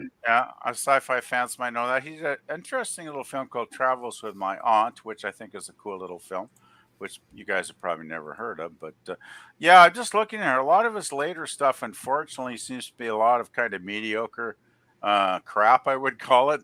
So yeah, it seemed like at a certain point his career did start to go downhill. But I suppose that does happen to some actors as the years go by, unfortunately, guys. So yeah, still he did enough really high quality stuff to definitely deserve the status of an acting legend, I would think. I'd agree. I was a fan. Another Yeah, one who I I think is agree. underrated too, the other underrated one in my opinion, is Denzel Washington. Now we're talking about black actors. Denzel Washington, I absolutely love him, but I don't think he does enough. I think he deserves more than what he gets. Well, Yeah, well, my favorite is when I think Denzel's in that film called Glory about the Civil War, yes. and Yeah. Uh-huh. that has a brilliant cast, and most of the cast are black actors, and I think that's one of my favorite war films because I don't I mean it's probably not 100% historically accurate because most films never are, but I think they made a good attempt at it, and I think it's a very powerful film. I think it's James Horner who did the musical score, which I think is a very profoundly powerful musical score of that film, and I just think it's a really fabulous movie. And the cast, I mean, like Denzel and the rest of the cast are just, I think they're just fantastic. That's one of my favorite films, actually. Yeah, well, the only role I know Lewis from is from SG-1, Stargate. That's the only role I know him from, because I haven't seen The any movie episode or of the series? And the series. He's done a lot of stuff now. You should check out his movies too, buddy. Well, hopefully none of the That's Behind movies that he's in. Well, there's a whole thing on the internet. You could look him up, but there are some really great films he's in if you want to ever check them I out. know, but I'm just joking because you and Gorilla watched a Left Behind movie a few days ago. Oh, that doesn't have Louis Gossett in it though. No, but a few more movies in. I think he's in one of them. I have no Hey, idea. Wait, I'm hey, confused. I'm confused. What's the connection between Louis Gossett Jr. and whatever Left Behind is? I don't understand. Left Behind was a total religious based epic that Gorilla put on cringe stock because it was really well god awful to make a very bad Yeah, but joke. what does that have to do with Louis Gossett? What does that have to do with Louis Gossett Jr.? I have no idea. I have no idea myself, Bob. Well, I have seen a review on him being in one of the Left Behind movies, and I think later on he did either the second or third one of that trilogy. I saw Oh, a small YouTube clip of him being in one of those movies. oh, I Unless didn't know that. Okay. they insert him with CGI in that movie. I don't know. I have hey, no Pop, idea. Never hey, saw it. Pops. Yeah, yes, Cap. Hey, I Gab. gotta get going. My medication is kicking Oh, in. well, I'm sorry to So, hear that, but I'm glad you stopped by, Gap. Thank you for coming by. Yeah, Yeah. thank you for Yeah, having me, and good to see all of you always a guys. pleasure. Yeah. Yeah, and Always a pleasure. Thanks for joining us, Gap, and you have a good evening and have a good rest there, man. yeah, I need it, man. I'm telling And thank you you. for the thank you for the recommendations. They're coming in on the high seas now. I'll put it that way. So thank you Yeah, for that. definitely. And this was fun for me tonight, because I rarely get on stream. So thank you so much. Exactly. Well, The pleasure's good all night, Gap. mine. You take care. Have a great Easter. Have All a good right, Easter, y'all have a Gap. great Easter too. Good night. Thanks, Gap. Night. Bye, man. Well, I always have considered a privilege when we get somebody on who like Gap who rarely comes on streams, and that really tickles me to death, and I love that. So thank you, Gap, Yeah. if you're listening. I really. Yeah. Yeah, I Edge of can't remember Time says last time Gap was here. I was watching. Edge of Time says I was watching Acorn Stash. He's a Gen X meme compiler, but he repeats too often. Most memes aren't worth repeating unless you have a video theme or something that changes the context. Ola Greg says, don't forget to like and subscribe, please. Well, thank you, Ola Greg. I definitely appreciate that recommendation. And Ola Greg says, cheers with some beers. And I wish I could do that. That sounds wonderful. And Ninja Time says, hail Gap. Perfect time to since Gap just went home or logged out for the night. But thank you for that at your time. I appreciate it. All right. So that good. We're caught up the chat. And I'm glad to hear that. Even without my good buddy, the chat master Gorilla's Random Thoughts here, I still seem to be doing okay. And so far my voice is holding up. Oh yeah. Speaking of which, is he on another Dare binge on one of his shorts or something? Why he's not here today, or is he having family Easter. concerns? I think he's got his Yeah, family daughter. I think he's Easter. looking after his daughter on Easter because he mentioned that when I was doing the Walton stream with him yesterday, Dan. Yeah. Well, father's work is never done. Well, he started the stream like an hour and a half late or something because he had to pick his daughter up. So yeah, a lot of work. Well, it's just like the dog owners. A dog owner's job is not finished. Well, yeah, I don't think I could compare his daughter to a dog, but Well, yeah, I know, but the pops, his dogs are his children, so it's an apt comparison.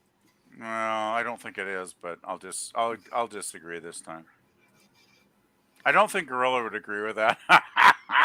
I got a feeling knowing Gorilla. Anyway, dead silence. Well, that's always fun. Oh no, it's okay. I was just reading the private chat. I feel bad, everybody. Whenever you guys type something in the private chat, it takes me a while to read it, and by the time I do, usually it's people saying stuff like "be right back" or "I gotta go," and then I feel bad because by the time I read it, it's not really applicable. Yeah, well, that does happen, but most of it, I think we were talking about Lou Gossett for most of it, but yeah. I just didn't want Yes, to say it and out I have loud a, because you guys were talking. I put in the private chat. that's totally fine. That's what the private chat is for. It's just it's my mistake that I don't read it as often as we do. Well, we Now don't I have always something else. notice it. Sorry, Pop, go for it. I have something else I want to discuss tonight, and that is this right here, as you see before you. Okay. All right. I'm sure everybody on here on the panel and in the chat are aware of the movie Ghostbusters. Are you not? Well, yeah. The 1987 is it or 1984 one? All of them, Yeah, I saw the original one or a any of long them. time ago. Right. I Well, mean all or any. I don't mean that. I don't mean that you have to watch them all. What I'm saying is, you're familiar with the song yes. Oh yeah, Ghostbusters yeah. Yes. by Who Ray you Parker Jr. who are you gonna call? Ghostbusters. Right. Okay. I want to discuss the song tonight Okay. because I know Ghostbusters is popular right now and it's trending because the movie's out. the Frozen Empire or whatever. But I'm here to talk about the song because this is something that I've always thought about ever since the very first movie came out, and I've never had the platform to talk about it with other people until tonight. So I figured I'll share opinions with you guys because obviously my opinion could be varied and different from other people. So I wanted to ask you guys what you thought about my opinion. So first of all, a little background here is everybody knows that the song Ghostbusters was stolen from Huey Lewis and the News, right? I did not know that. I did not know that either. Yeah, it was the music wholesale is stolen from the song I Want a New Drug. Do you guys know Oh, I what know. song I'm talking about? Oh, I love that song. All right. I Well, don't that see. song came out. Mm, What? please continue, Pop. Like, go ahead. I'll give my reaction later. Well, I would love to play a clip of the song, Oh, you and don't I need would to. love to play a clip of, I and then know I it. would love to play a clip of, I've heard and that I'd love song to a play a hundred. clip of both, if I may, please. I would love to play a clip of both songs if I could, so that we could compare and you guys could see what I'm talking about. But what happened is, I Want a New Drug came out. It was number one in the charts, and then the movie Ghostbusters hired Ray Parker Jr. to do the music and the song, and he just ripped off the entire song wholesale. And everything I'm telling you right now is fact. You can look it up. And what happened was Huey Lewis heard it. He heard the Ghostbusters song when he came out, and he said, "Wait a minute, that's I Want a New Drug." And he sued them, and they won because it clearly was. There was no doubt. The judge sided with them, so they had to pay a certain penalty fee or whatever you want to call it, fee to Huey Lewis and the News for the music. And like I said, I wish I could play them both right now, and that way you guys could see what I'm talking about. But I'm not able to. So after the stream tonight or sometime later, go back and listen to both songs, and you'll see what I'm talking about. So think of the music, think of the beat, and that is straight up, I Want a New Drug. Okay, now, that aside, that's the music. That I wanted to bring up first, in case you're not aware of that. Okay, now what I wanted to bring up next is the lyrics. The lyrics for Ghostbusters, okay. And I want your guys' opinion on this, or your opinion on my opinion, depending on how you want to look at it. All right, well, I'm going to go over the lyrics right now. Now, how many of you guys out there, English is your native language? Are you asking us? It's my native language. Yes, I'm asking everybody on the panel and in the chat. Is English your native language, yes or no? Well, since I was born in English Canada, it better fucking be. Okay.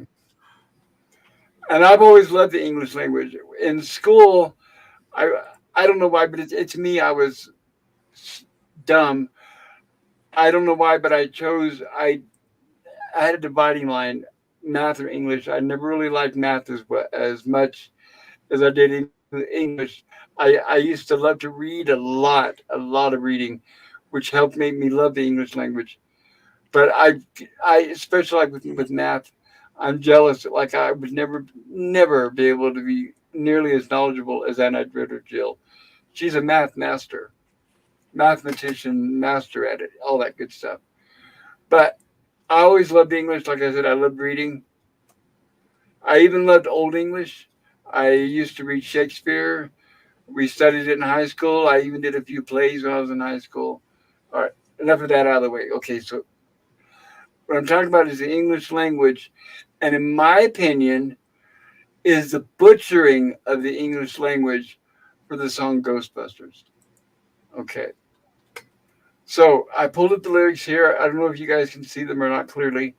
I I don't can know I if see ain't you him. have afraid to of no enlarge the ghost. screens. I see them here. All right. So I'm going to go through. I don't think, since we're not singing the song, we're not playing the music, I'm hoping not to get copyright. warning. So I'm just going to read these out, and I want your guys' opinion. Okay. And this is speaking from somebody who English is my native language. Ghostbusters, if there's something strange in your neighborhood, who you gonna call?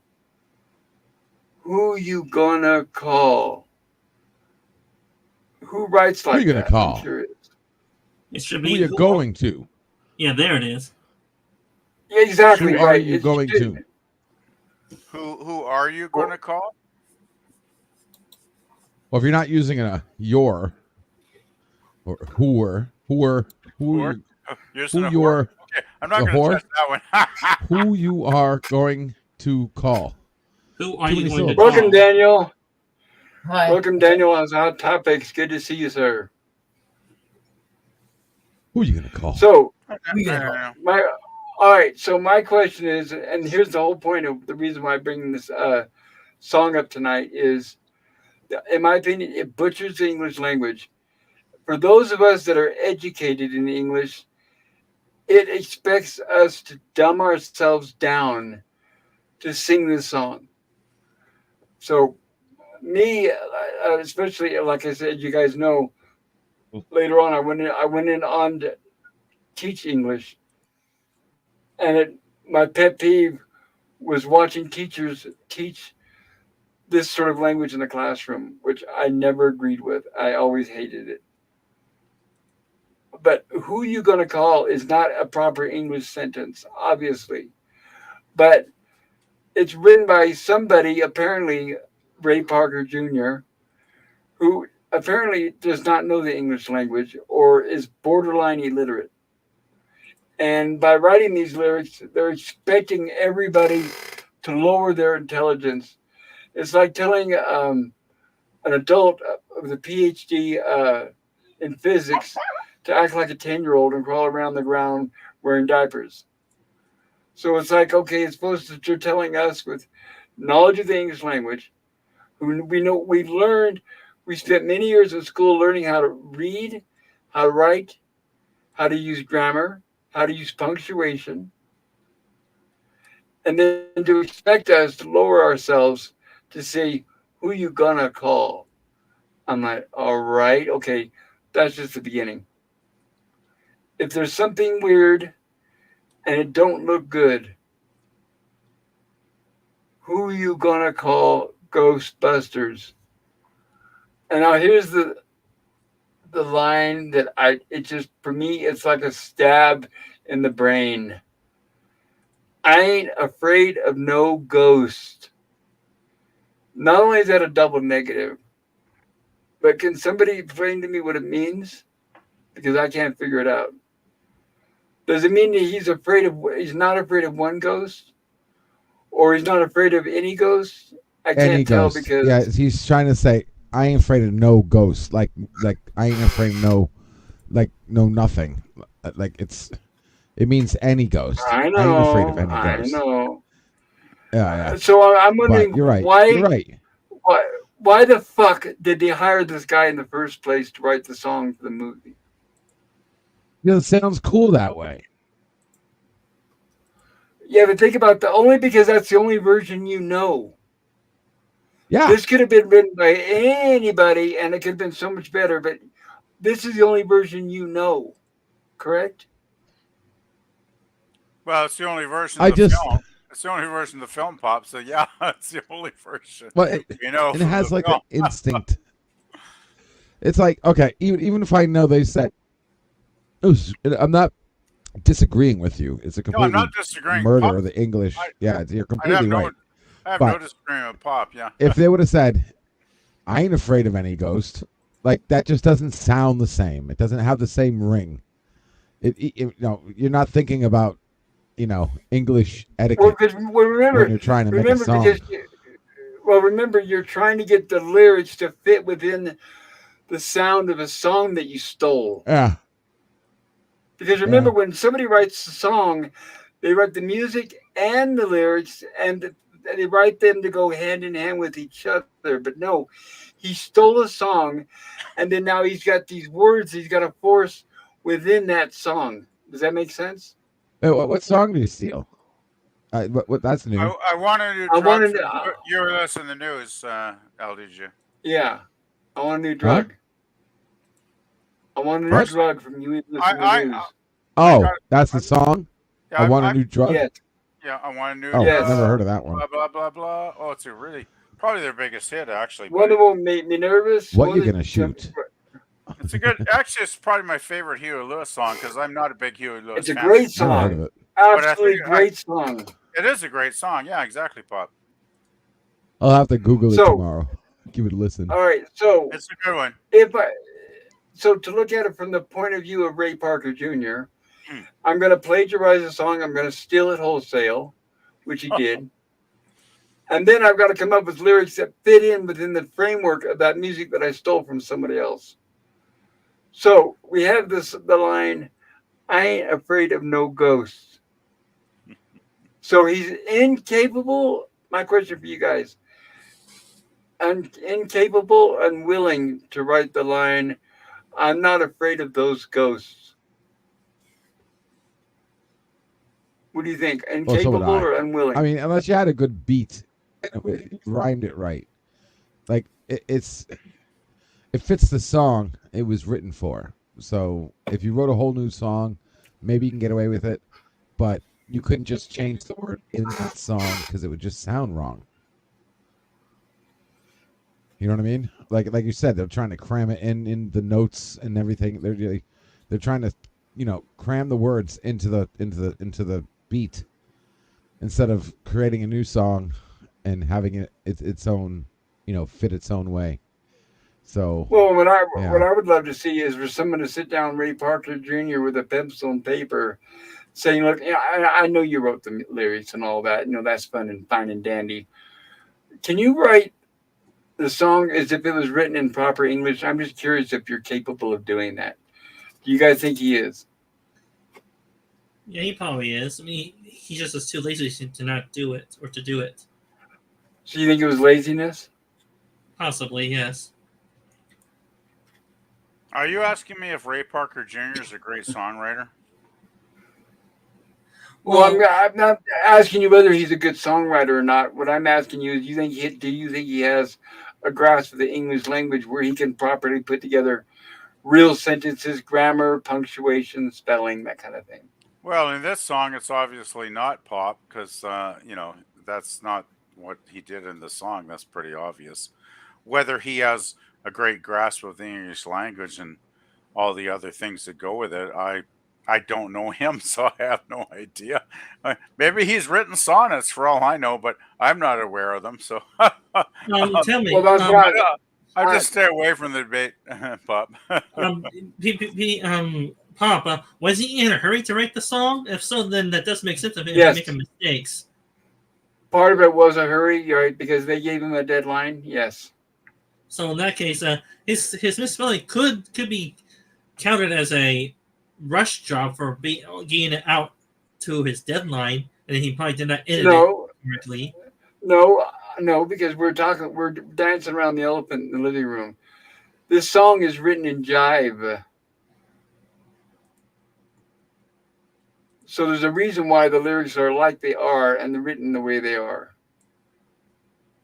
So like I mentioned a few minutes ago, they're written to dumb down the people. So they're written to take people who, if you know the English language, why would you want to say these words? Why would you all those words, all those years of education and time you spent in school, why would you go around saying words like this? That's like if let's say you're antiderivative Jill and you're really good at math. That's like going around and acting like you don't know what 2 + 2 is. It's like, why would somebody do that? I can understand if you're already illiterate and you don't know the English language, then you look up to this, like this is something you strive to be.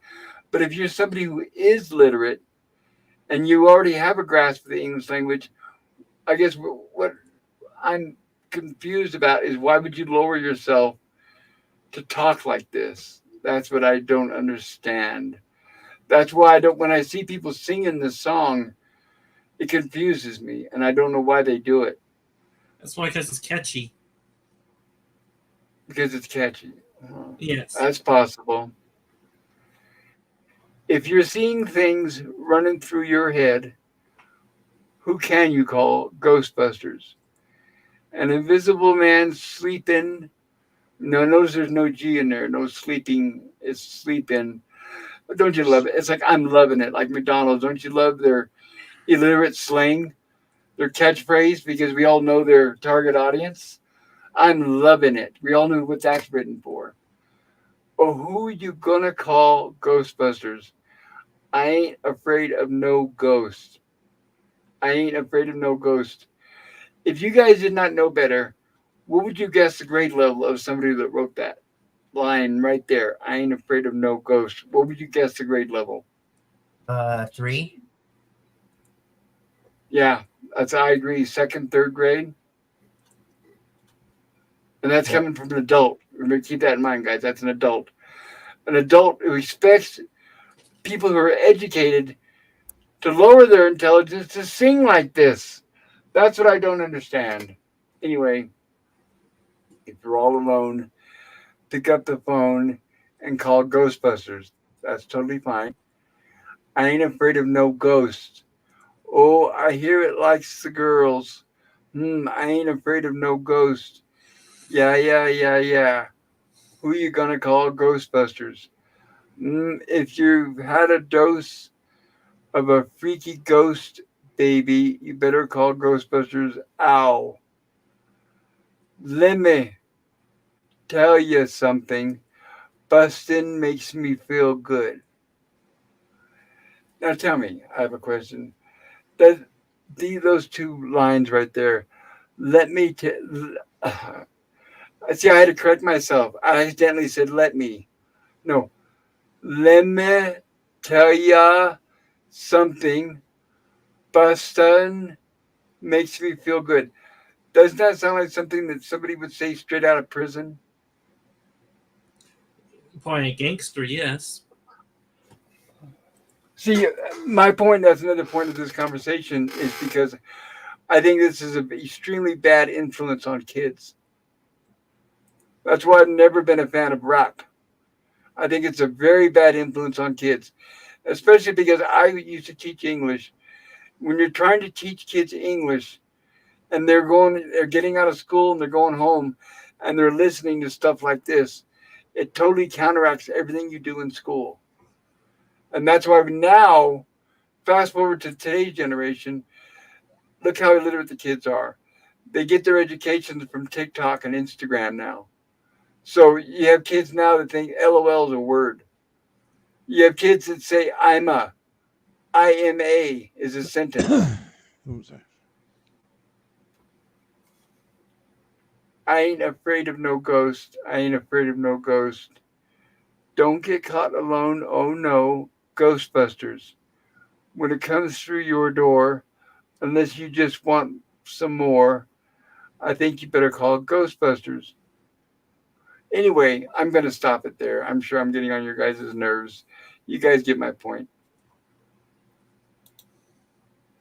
I just wanted to get your opinion on that. So I know the first response, if I asked you guys think I'm reading too much into this, aren't I? Yes. But probably, So probably as an English teacher, you probably notice it more than us don't that don't study English as a language like you English teachers do. well, right. But even when the song was new, I was not an English teacher then, and I hated the song for that. I hated the song. You got to understand, Pop, though, the average, I mean, I hate to say this, but the intelligence level of many people are probably less than yours. And they just go to see Ghostbusters for a popcorn flick, with their girlfriend or their wife or their friends or wherever the fuck they went back then. And they're not thinking about, correct English grammar. They're I thinking about know, just I a fun know. movie, right? So it comes on, blah blah blah, Ghostbusters, Ghostbusters, and they don't have the lyrics printed out on the screen to analyze them when they're watching the film, right? It just flies by them in like a I minute or know. whatever when the fucking theme's playing, and they're not analyzing it. So I appreciate the effort you're putting into this, but I think most people it's just not an issue for them. Is what I'm trying to say, Pop. Oh, I no, I agree. Most people would never give this a second thought. I totally agree with that. What I just talked about with you guys, nobody ever thinks about that. I would say 99% of the people out there, it never crosses their mind. And that's probably most things in the world, right, Pop? Yes. That's unfortunate, but I think it's the truth, right? But I'm just saying that, woulda, shoulda, coulda. I don't have a time machine. But if I would have been part of the crew and the people that hired Ray Parker Jr. when that movie was new, and I heard that, I'd say, "What the fuck is this? You're fired. Not only are you fired, but you're not getting paid a single penny for the play." Because remember, not only that, but the studio had to pay Huey Lewis for the song that was stolen. Yeah, the So every copyright. time that song is played, they've got to pay Huey Lewis money. Well, probably Huey made more money off of that than a lot of his career. I hate to say that, Pop, but you know what I mean. I mean, Huey wasn't the biggest star of all time, but he had some good Oh albums. no, But nobody had some songs that made money. I mean, come on. What do you call it? The songs from Back to the Future made him a lot of money. yeah. Well, I mean, I'm not saying he was a total has been or anything. He had a good career in his heyday. I even liked that album. Was it Sports where New Drug was on? Like I had that album. That was a good album, man. Like I enjoyed it. Yes, Like, it was. yeah. But I Now this is understand. beside the. I do get Go what you're ahead. saying about the horrible, lousy grammatical laziness of the lyrics in that song. Like, yeah, I totally get what you're saying. But as I said, I just think it's like I think most people they sit down with their popcorn and their girlfriend or whatever the hell, and they hear the theme for like a minute, and then they watch the movie and they don't even analyze it, right? So you know, so yeah, I Right. don't know. I get your point, but yeah, yeah. And I do understand. Like I said, it was just me. I don't expect a lot of people to like say, yeah, you're right. I totally agree with it. No, I don't expect that at all. No, I I see know your it's just point. me, and I'm being nitpicking. Hey, I mean, hey, I took English at college too, and I was actually a damn good student. Like, I was so good. The professor actually made me, read one of my the things I wrote out loud in front of the class because he was so impressed with it. So I get when people are doing, are writing something of quality, like I really do. So yeah, I totally get what you're saying there, Pup. I'm gonna catch up with the chat really quick. I'm sure I've got a lot of flames going on probably in there. Uh Daniel's Hot Topic says hi, bud, and Daniel says me fail English. That is impossible. I oh. think you do pretty. I think you do pretty well with it, Daniel. And Ola Greg Ghosts, says ghost. ghosts, And hello, ghosts. Jim. Jim Landscape. It looks like Commodore Productions. Hello there, Jim. Good to see you. Hope you're Hey, doing well. hey, Jim. Ola Greg says, hey, Jim. And Jim says, hi, Ola Greg. And Ola Greg says, Pops, right about the deteriorating condition of the English language. I think chatting and texting are having the worst impact. Yes, they definitely are. Social media in general is the total. That's where English goes to die. I'll put it that way. Oh, by That's the where the way, English Pop, language goes to die. I just want to Yes. interject for a second, if I can. I put in the private chat a link to. There's a fellow on YouTube called George. I think his name's George Beatu, uh, and he recently put up a very short video about how bad the lyrics are in current songs.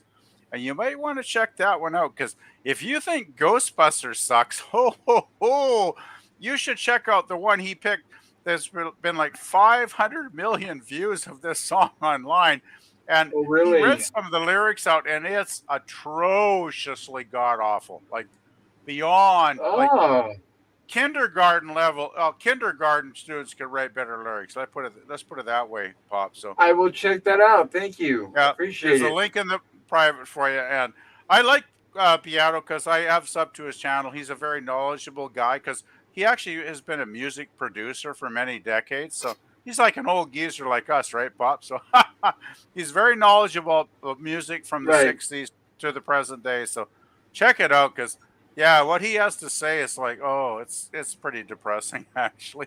But Older it's Greg true. says, that being said, Ghostbusters, Ghostbusters, Ghostbusters, Ghostbusters. And Sean Carter says, but nobody can deny that bustin' does feel good. Edge of Time says, according to the author, none of the themes submitted were satisfying. So they threw money at Ernie, about $200,000, and said he could keep it whether they use his theme or not. I wouldn't be surprised. And Edge of Time says he was already successful in music. Yes, he had a few songs before that. He was successful in music. They tempted him out of retirement, essentially, so he just did what he wanted, not caring whether it would be a hit or not. Right? In other words, from what you told us, just a paycheck. Basil Battle Dragon, hello, Basil. Welcome, good to see you. Basil says hello, everyone. Hi, And Edge Basil. of Time says, so you might say Ray's Ghostbusters theme was the best of the worst. Responsibility for the popularity of the song lies elsewhere. Well, the popularity of the movie would probably be the reason for the popularity of the song.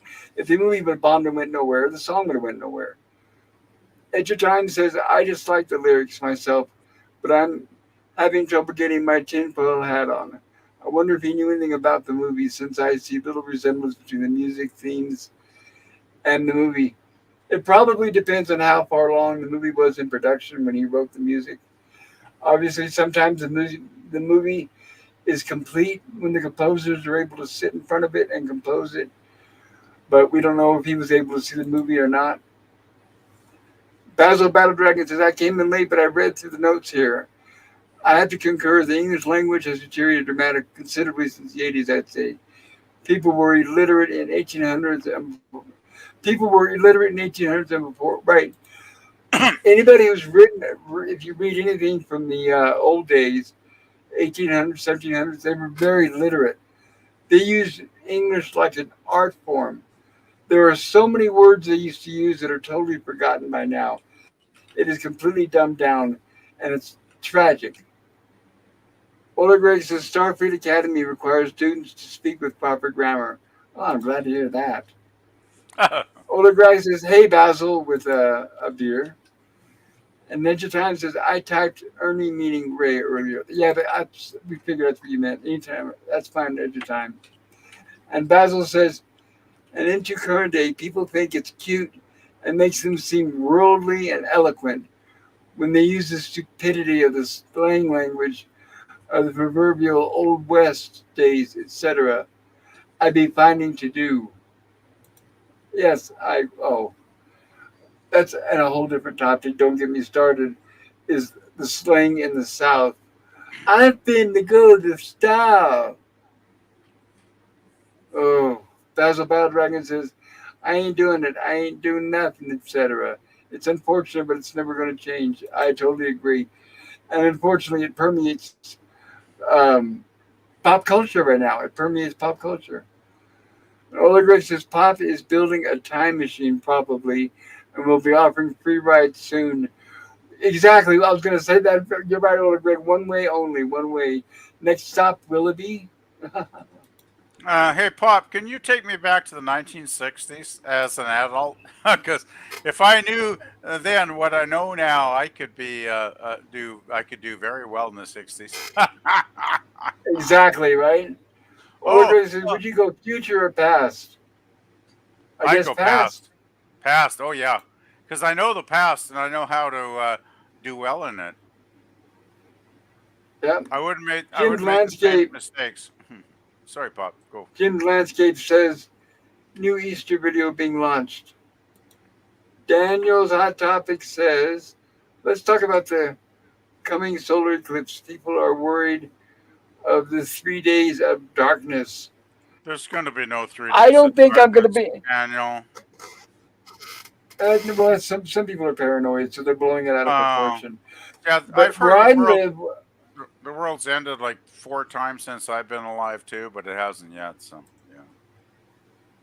where I live in Arkansas, I don't think They're- I'm going to be able to They're enjoy the eclipse at combining all. this whole thing with like the CERN collider being turned on the same day, and they're Oh, like, "There's going to be a geez. connection." Do you remember when Y2K in 2000 was going to end the world? I do, and it Yeah, I did. remember that. I was so scared back then. Well, I wasn't because I knew it was That was bullshit.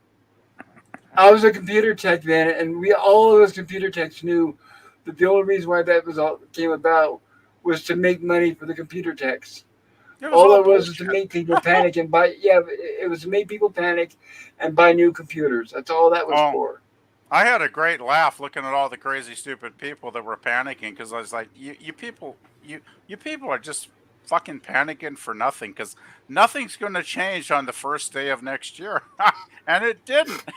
I was a, I was I was a teacher at the time, and there was a secretary. Her name was Olga, nice lady, but she was stockpiling food. Even she was so paranoid. It was the end of the She was world, right, buying Bob? rice and all the she was buying rice and all this crap.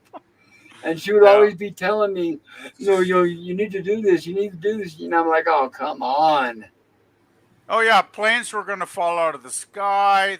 Elevators were going to fall 10 stories and kill Yeah. hundreds of people. It's like, yeah, right. And Bullshit. that reminds me, LDG, where were you at that time, and what were you doing? Were you doing Oh, I'd computers love to yet? hear You weren't, were LDJ's. you? Yeah, I'd love to LDJ. I'd love to hear your viewpoint on 2000. Y2K. Well, that's what I meant. Same thing. Yes. Is he muted or is he listening in on us? He's too busy working and making money to listen to us. I'm Are sorry, you there? guys. Are you No, there? no, I'm here. Hey, what's up? Y2K opinions on the panic, LDG. Y2K? Yeah. Oh, God. Yeah, and all 2000 that, all that. when the world was going to end. What? Well, Y2K was just a bunch of people who did some lazy programming that got a few extra bucks at the turn of the century, so they could add What do you two think about the digits people? to the time. What do you think about the people that were panicking though, and like stockpiling food and all that stuff? If it happened You today, you were a maybe. kid back then, If right? it, yeah, I mean, if it was Y220, maybe, but not Y2K. The worst thing that was going to happen was like some bank accounts get screwed up. It's not like airplanes were going to fall from the sky or anything like that. But today, No, but now the modern day thing is climate change. So it's like, yeah, back then it was Y2K, but now it's climate change. So Yeah. they went from one hoax to another. well, we're always going to do that. Yeah, there's always going to be something else. I mean, I understand. Yeah, I agree. I understand that. There always is. There always was. There's always will be. So it's not one thing; it's another. I can't tell you how many new things like the asteroid coming down, calendars, and digital clocks. I mean, there were so many end of the worlds out there. I think the last one was an asteroid. I've seen about 6 end of the worlds in my lifetime now, and none of Be right it's back. ever happened. So, Yeah. and if it does happen, if it does Mayan happen, calendar. if it does happen, That was one. I won't need to worry about paying my rent next month if it does The happen. one I'm worried about is Mount St. Helen. Mount St. Helen. No, wait, not that one. I lived through that. I lived through that because that's the like 6 hours away from me, LD. the super volcano in the west. Yeah, it blew up pretty good. We had No, the white. the we one had that the, not we had that the- one though. The other one. Yellowstone. What's it called? Yellowstone. Different. That's the one I'm actually worried about because that's fact. further away. Yeah, okay. Yeah, that's facts. Yeah, it's a super volcano, but scientists hate us using that If term. if it blows, we're dead.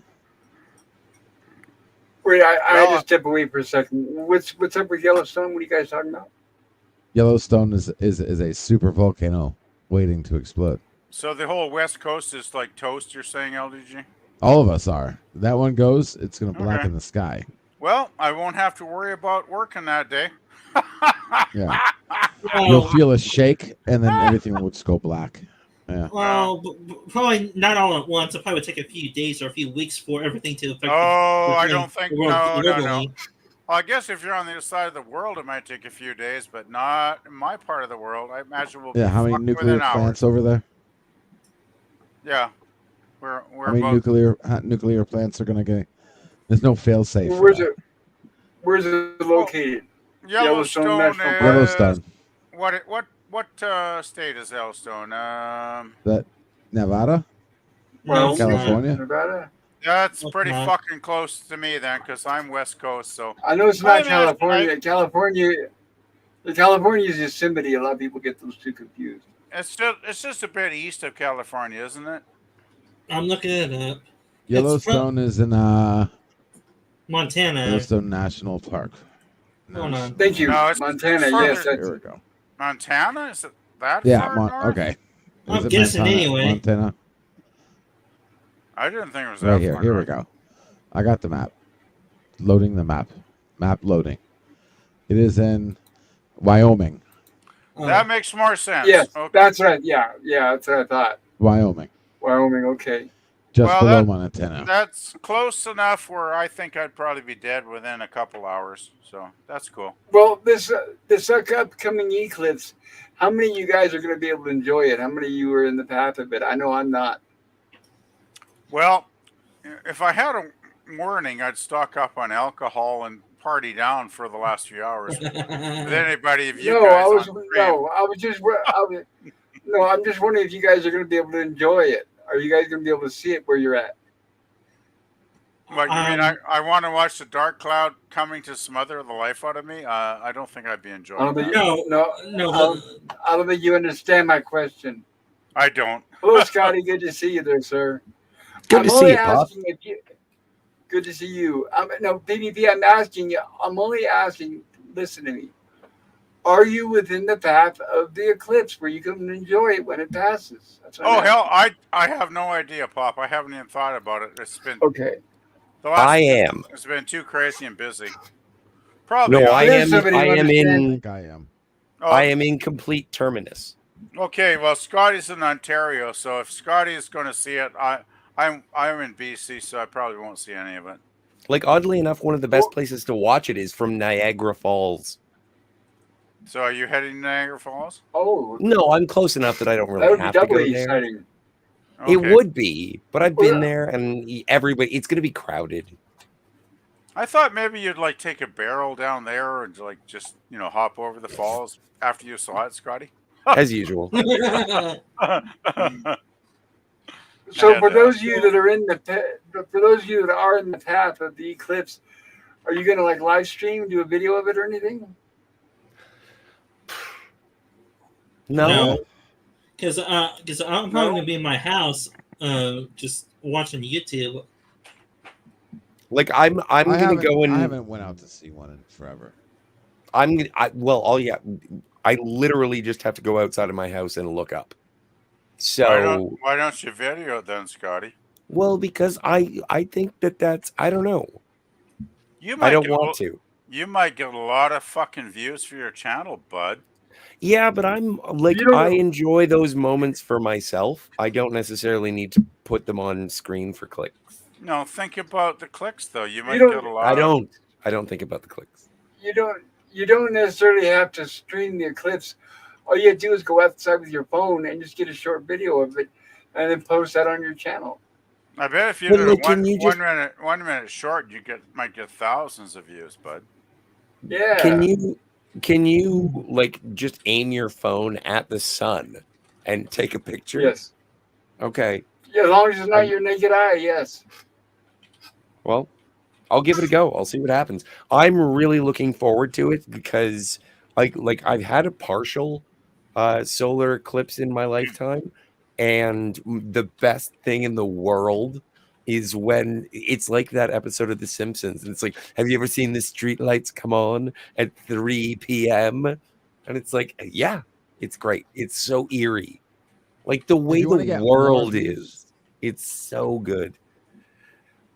So yeah, if you want to get more views, Scotty, Yes. don't point the camera at the sun. Point it at you, looking Yes. at the sun through the mirror, through a magnifying glass. Just smoke That will be more escaping from my entertainment. retinas. Don't try this at home, kids. That sounds real hot. It is. And At if you the want time, Looking says, at if Anne you want to Margaret. wipe complain, your I eyes. hate. No, listen, no, because I heard that gasoline has a natural healing effect. So you just wipe your Oh. eyes, your gasoline, before you do it, There you go. and then just make sure you get a good distance in that magnifying glass, so you can really see Absolutely. the flames. I was Yeah. told that maybe I should plug my retinas with knitting needles. And then, but listen, but you can use gasoline to douse out after, to clean out your eyes after you do it. Okay, so make sure you have a rag doused with gasoline before it, so you can wipe yourself, just in case you need to eat it. This is very Wow. intricate. I need a lot of supplies. That sounds like very bad scientific advice, actually. I gotta say. Boy, you guys are really coming out, Scotty, Uh, tonight. I'd say Scotty should try some hydrochloric acid to wash his eyes out. That might work well. No, but I'm busy. I drink that. Yeah, I bet you do. Boy, you guys are sure going after Scotty tonight. I would not be surprised if he comes at you back. Oh, he always does. taking He a always chance. does. He Well, always does. That's why we're joking with him.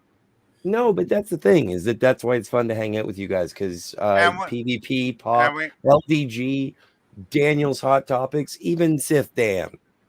know. Like, Scotty, I think we're all friends and we're all hanging out. It's we a know Saturday night. we know Scotty wears big boy pants, and he knows him for being stupid and silly because we Yeah. are. Well, my point is that I don't want to poke the drunken bear named Scotty, because if so, then he becomes a very fun, very drunk. very obnoxious guy that we don't want to be around. Well, and I will do my best to be gracious. Well, you are tonight. Just I don't know, poke right? him too hard, okay? I'm going to get caught up in the chat real quick. Edge of Time yes. says, if you want to complain, I hate back in the day. How about in the past? I suggest people who use this phrase may be braying along with the herd. That is very, very likely, yes. And Ola Greg says, we are living in interesting times. Remember the old Chinese curse. Remember it every day. Edge of Time says, back in day, it takes mental gymnastics to make it work. It's only understood through context. And Ola Greg says, 3 days of darkness equals a long nap for me. Yeah, that's a good way to use it. Basil Battle Dragon says, people are going to look damn stupid when the eclipse comes and goes within a few minutes. It never lasts very long, generally about 30 minutes and then done, not days. People are throwing around all sorts. And it says, Ola Greg says, the Democrats will find a way to grift off of the Yellowstone catastrophe scenario. Matt G. And Taylor Swift is waving. Hello, Matt G. And Basil Battle Dragon says, stupid conspiracy theories. It's just a natural phenomenon, people. It's an exciting and interesting occurrence, but it's not the end of the world yet. And Taylor Swift gives us, I think it's ice cream cones. And Ola Greg says, I'm selling into the world insurance, Basil. Better to have coverage than not. Hurry, time's limited. And Edge Time says the best use of language is effective communication. If you say, that being said, I'm judging you. You like to hear yourself talk. It adds nothing unless you fear silence, like when live streaming. And Basil says, no, you're going to ruin your camera lens on your phone. Don't do it. And Ola Greg says, I'm not in the eclipse zone. But you know what? I've heard that too, that it might be bad for your phone. So yeah, don't take my advice.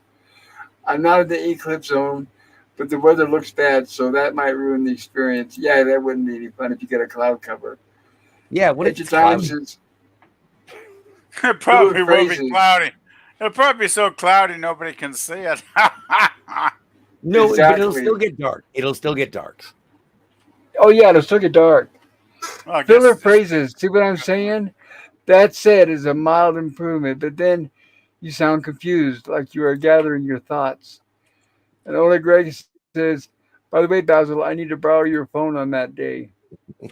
And Basil says, if you have a special lens filter for the phone camera lens, then you should be okay. Otherwise, UV rays can destroy the camera.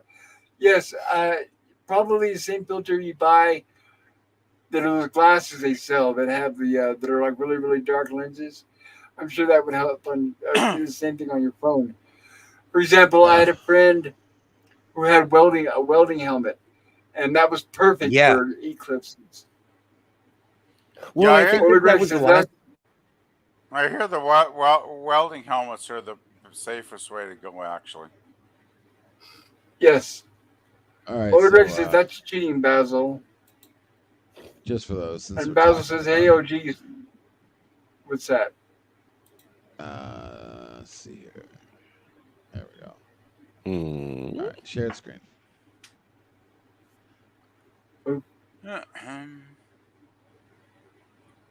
Give me a Shared second, screen. OG. Y'all get it? Yep. Yep, doing it right now. All Phenomena. right. So anybody in the red, anybody in the middle red is gonna see 100% of the. Why isn't it eclipse, letting me share it? and then- I don't know. I shared it. There it is. There we go. Phenomena. So yeah, anybody in the red is gonna see the full eclipse. Oh, and then I'm 10%. You're I'm way out thou- of the. Go back. I'm thousands of miles So away like from that. I'm Yeah, in like yeah. 10%, 20%. Looks like Ontario gonna see and much, but parts of Quebec and Let's say eastern like Canada are Texas, going to get it. Missouri. Yeah, see, I'm in Oh, Arizona. I'm not going to Ohio. see anything. I'm going to get Yeah, diddly. New Yeah, York. yeah. Bird's gonna get Toronto. pretty close. Jill might see it. Looks like it's going right over Texas. Oh, that's Oh, true. right Yeah, it's over going right Jill. over Texas. Yeah.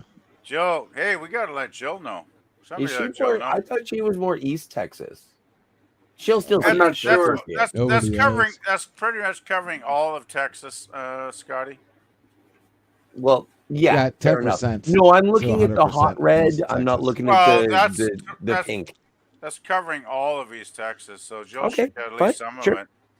No Hey, argument. Scotty, you might want to let Jill know that tonight because I know you chat with her often. If there is one thing that Jill is very aware of, it is astronomical events. Events. Well, Astrophysics. Astrophenomena. I That's know, it. but it's Easter and Jill's very busy with family, so it might not hurt to say, "Hey, Jill." Yeah, but I'm just sure saying. she's prepared to share with her. I'm sure she's Her prepared to kids. share with her kids. Yeah. Okay. Well, Hey, OG, sign me up, haha, says Basil. And disregard Edge me. Time says, I said that to say this, that, and the third. People who use these phrases give the impression that if they stop speaking, they'll lose the thread or are going to be interrupted. And lost my Basil train of says, thought, I'm haha, sorry. yeah, sure. I'll rush it right over. Cheers, says Basil. Hey, what's in the top right corner? Oh, if you it's mean my screen, yes. oh, I it's love because that these are little my logo. Yeah, it's rumblings from the lab, and those are just scientific graphics, pretty much.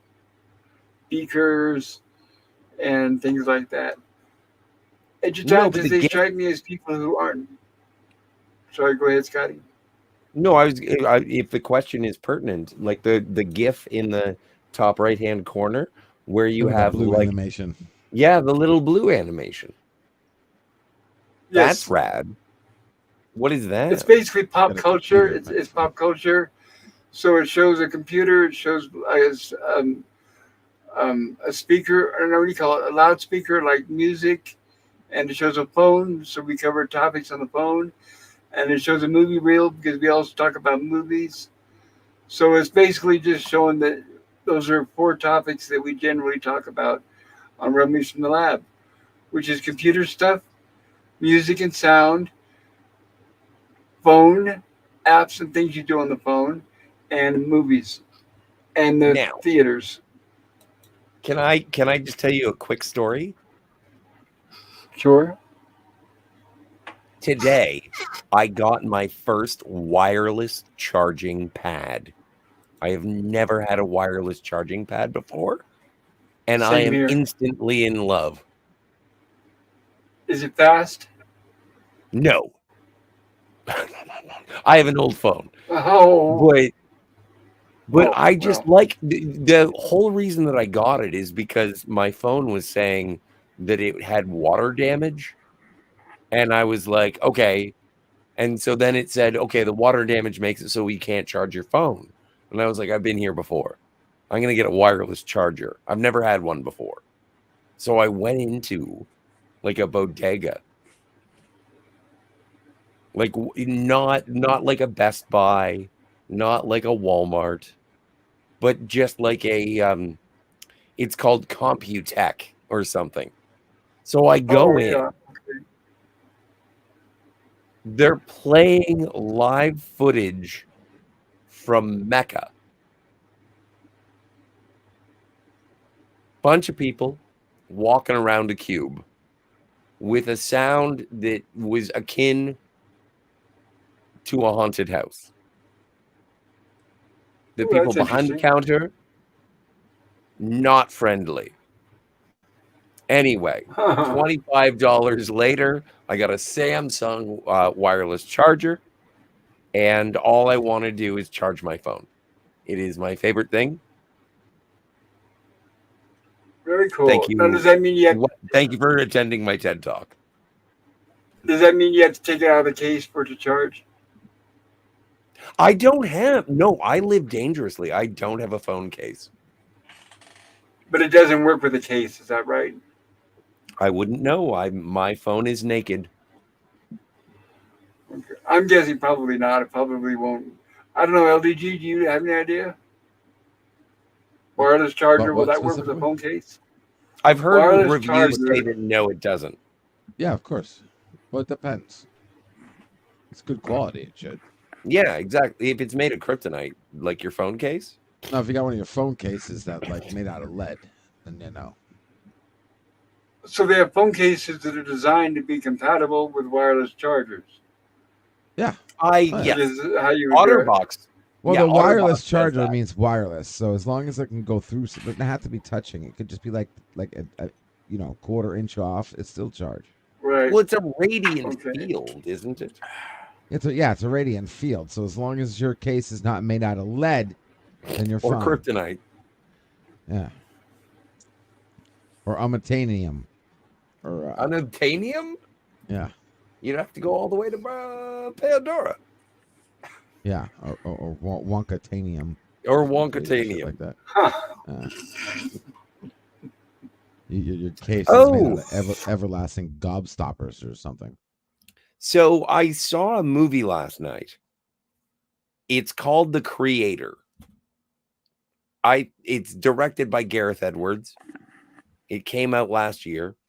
I thought that it was absolutely visually stunning. The last time I liked a movie this way was when I saw Prometheus. And I think that the Creator is a wonderful movie to watch with the sound off. That's interesting. Why is that? Well, the story itself is kind of obvious, and I don't want to say ham-fisted or heavy-handed, but I just said both of those things. It's gorgeous. It looks amazing, but the story, the narrative doesn't escalate in a satisfying way. The emotional payoffs fall flat. So the story is ham-fisted and heavy-handed, is what you're trying to tell us. I did right off the hop. Yeah. Okay. So you're not recommending it. Like, did you guys see Elysium? The Matt Damon I have movie not. with No. Jodie Foster? No. I myself, I have not. It's an interesting movie. It looks great, but the story just sort of trips along the way.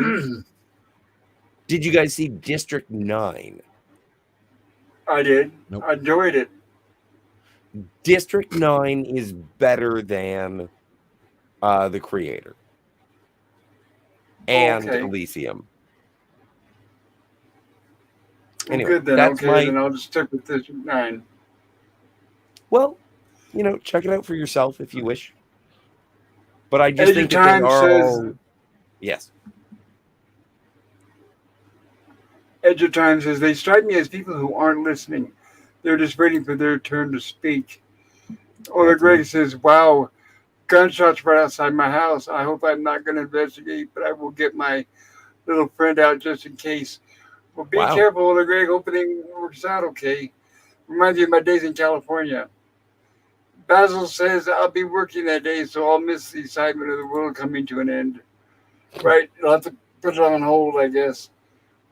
Edge of Time says, giant spiders must defend themselves with whatever resources are available. And Basil says, no, I'm asking a legitimate question. Who's the guy in the top right corner? Just curious. Oh, that's LDG. I'm sorry, you're talking about the user in the right corner. Just curious. Yeah, I haven't seen him my bad. before. I just thought I'd say welcome. Yep. Oh, I'm sorry. No, that was my mistake. Good I to be thought he here. meant. Yeah, I thought you he meant the something else animated too, like GIF. rap. Yeah. My bad. That was me. Yeah, Me.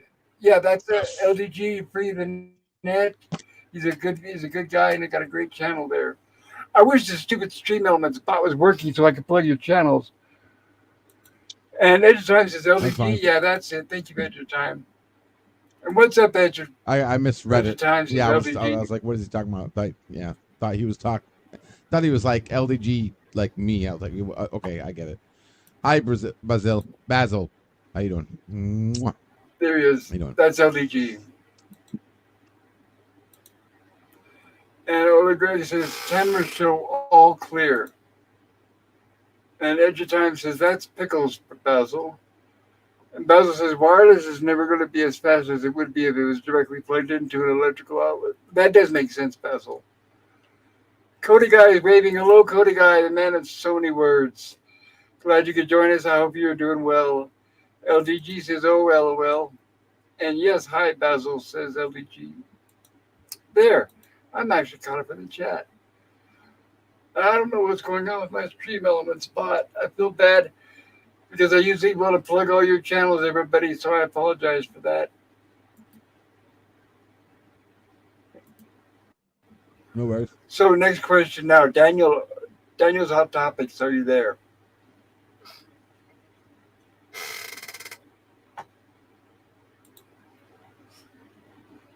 Yeah, one second.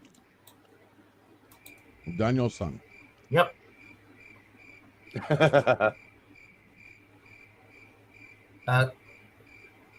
Daniel, are you did there? anybody ask me a question? Yeah, he's here. Oh, I guess not. Go ahead. Which Daniel are you He talking said he's about? here. He said he's here. Yeah, I'm here. He's I talking. said Daniel's Hot Topics. Yeah, he's talking. Yeah. That's him. All You right. can't hear me? Can you hear him? No, I wanted to make sure that you're listening because I've been waiting for you to come on the stream so we can talk about this. Ah. How many people out there have checked out the new X-Men 97? I have. Really good. Really good. Not bad. It's okay. It's good. Okay, so sorry if I sit down. You said you saw it too? Yeah, I binge watched the 3 episodes already. Same here. Yeah. I've seen the first 3. Same with you guys, right? Yep. There's only 3 out Go right ahead. now. Yeah, 3 out. Okay, let's So talk far- about it. What do you guys think? So far, so good, but let's hope it doesn't go downhill in the next episodes, though. If so, then it started out good, then it may end in a whimper. I hope not. That first episode was like the weakest, I think. The second episode was really good. The third The second episode wasn't that bad. It well, was I'm good. more It was I'm more I'm more of an action oriented guy. I would say the third episode was pretty good since I love the action in that episode. Yeah, So the it's action the was first good. one that I thought was weak. Which one was it? Wasn't it the first one where they actually fought the Sentinels for a few seconds? I Yeah. think it was the second one. Because that's the one I like the best. Was Is that the one where second? they fought the Sentinels. The thing is, I'm trying hard to like it, but it seems like the action is so sparse and so far in between. It's a cartoon. There's no excuse for it not to be action packed. But it seems like there's so much talking heads, and we're getting a lot of fifis with pregnant women and the baby and all that. I don't know. I don't know. That's why I wanted your guys' opinion because it doesn't Yeah, seem to have the action that the other cartoons used to have. I would agree that the first episode is the weakest out of those three, but the next two, the second one was all right. The third one I love since I'm an action guy, so the third one I love. The third episode. What do I you guess guys it think could about have been some more Professor X action. being dead? And No, what do you he's guys think not about dead. Professor X being dead and Magneto? But I'm saying in the currently the way they're showing it, with Professor X supposedly being dead and Magneto being in charge. What do you guys think about that? I like Magneto being in charge. I've always wanted Magneto to join the X-Men. Bad move. It should have been someone else. Yeah. What do you guys Magneto think about the was relationship? a push. Go ahead. No, Magneto was a push. I don't like how he looks. I don't like his outfit. I don't his- like the way he looks. Yeah, his But- outfit looks And weird. why does he still wear the helmet if supposedly Professor X is dead? No, he doesn't wear the helmet. He doesn't. Well, the helmet was supposed to guard him against any psychic attacks, not just Xavier. Yeah, like Jean. Yeah, or anybody else. Okay, so all right, so what do you guys think about the whole plot revolving around pregnancy and the kid? I found it kind of boring, a little bit. Well, that was the third episode. Me Right? too. It's been every episode. Um, All the episodes have been focused around that pregnancy and the kid. Pop, I'm gonna excuse myself for a moment. I'm not gonna drop out of the chat, but if Go for it. if you need space, but like I don't care about the X-Men. Never have, and didn't that's like fine. the original cartoon. And now that they're making a new one, I hope that everyone wants to enjoy it, and I hope that it's good. But it's not my jam. I don't care. Totally fine. Thank you. Now remember, guys, the showrunner of this show is the one they just fired. So, yeah, from what we've been hearing, if I'm correct, correct me if I'm wrong, but I think they completed season 1 and 2, and then they fired him. So that at some point he quits or he gets fired because he disagrees with the wokeness. So there's going to be some point where they're going to really crank up that wokeness enough to where they lose the showrunner. Oh dear God, Does I that make hope sense? not. Well, it's a fact. Yeah, I hope not. Yeah, because I don't want all that. It's already a public thing.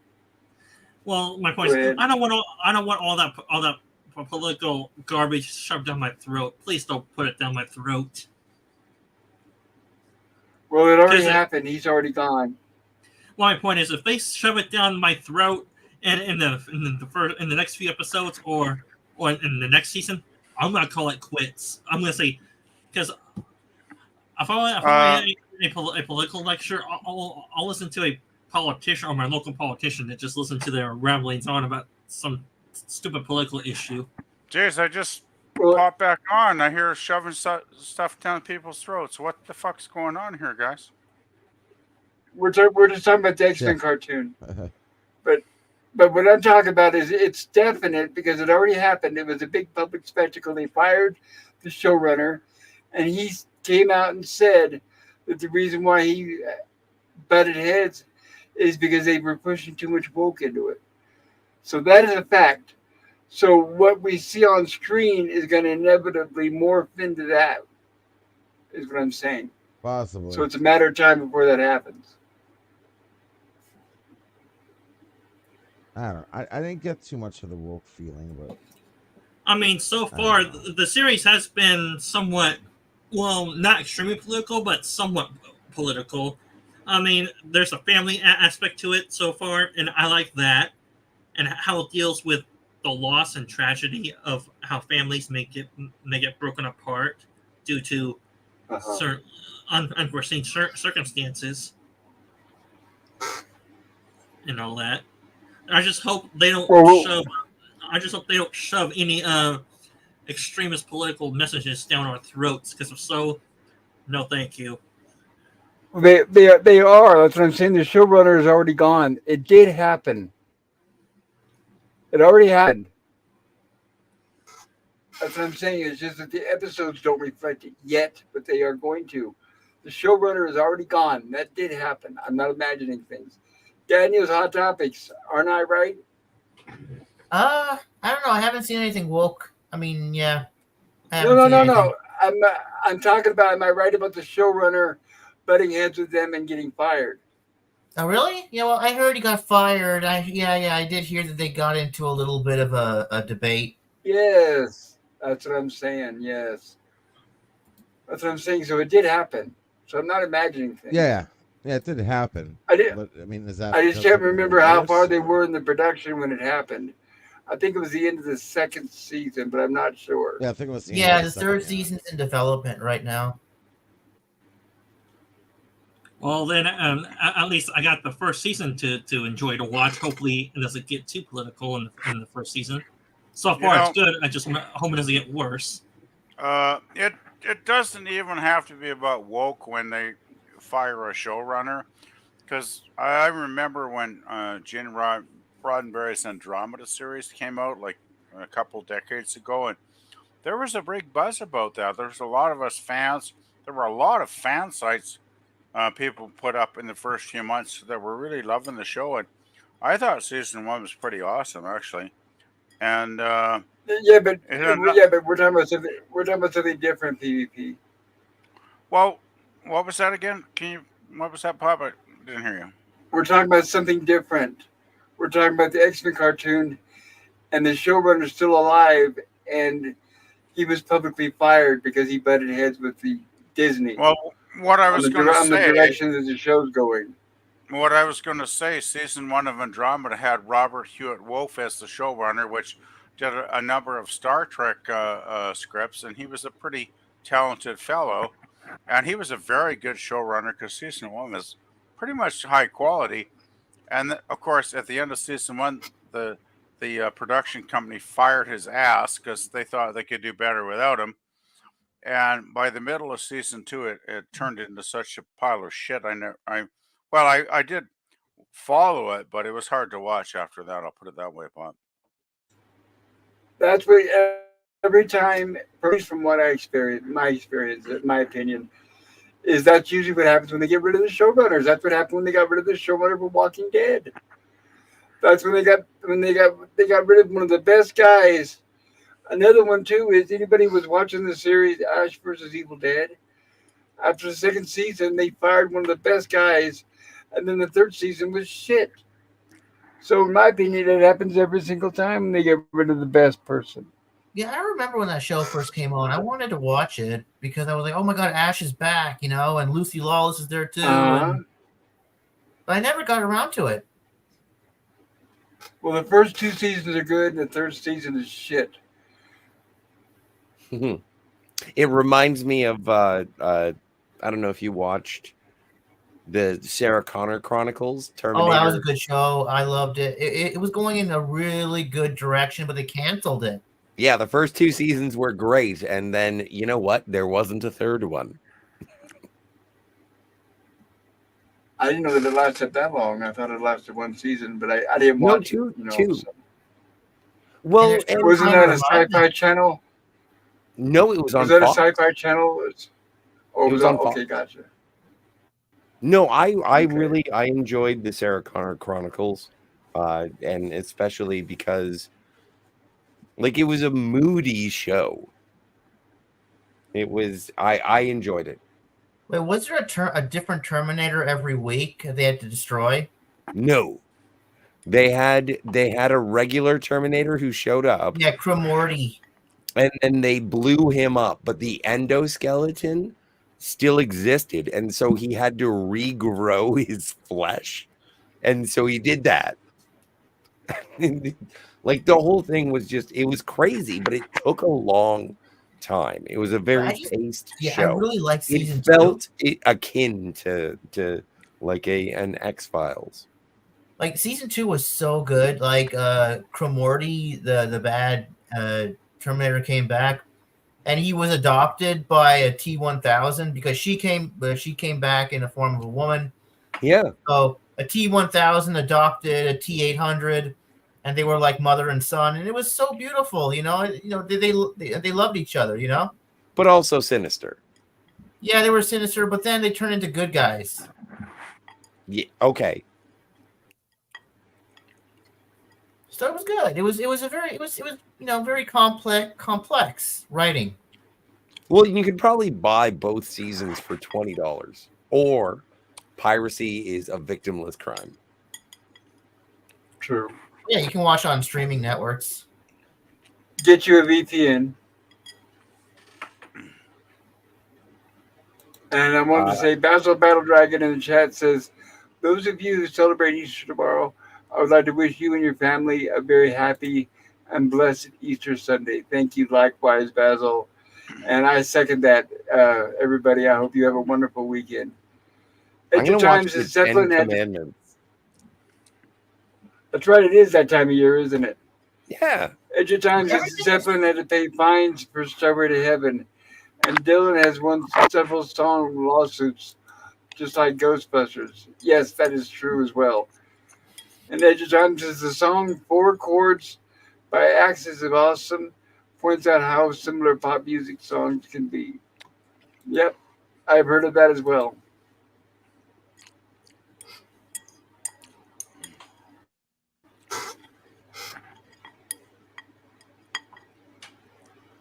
What was it? I just recently, finally, acquired a copy of Evil Dead 2.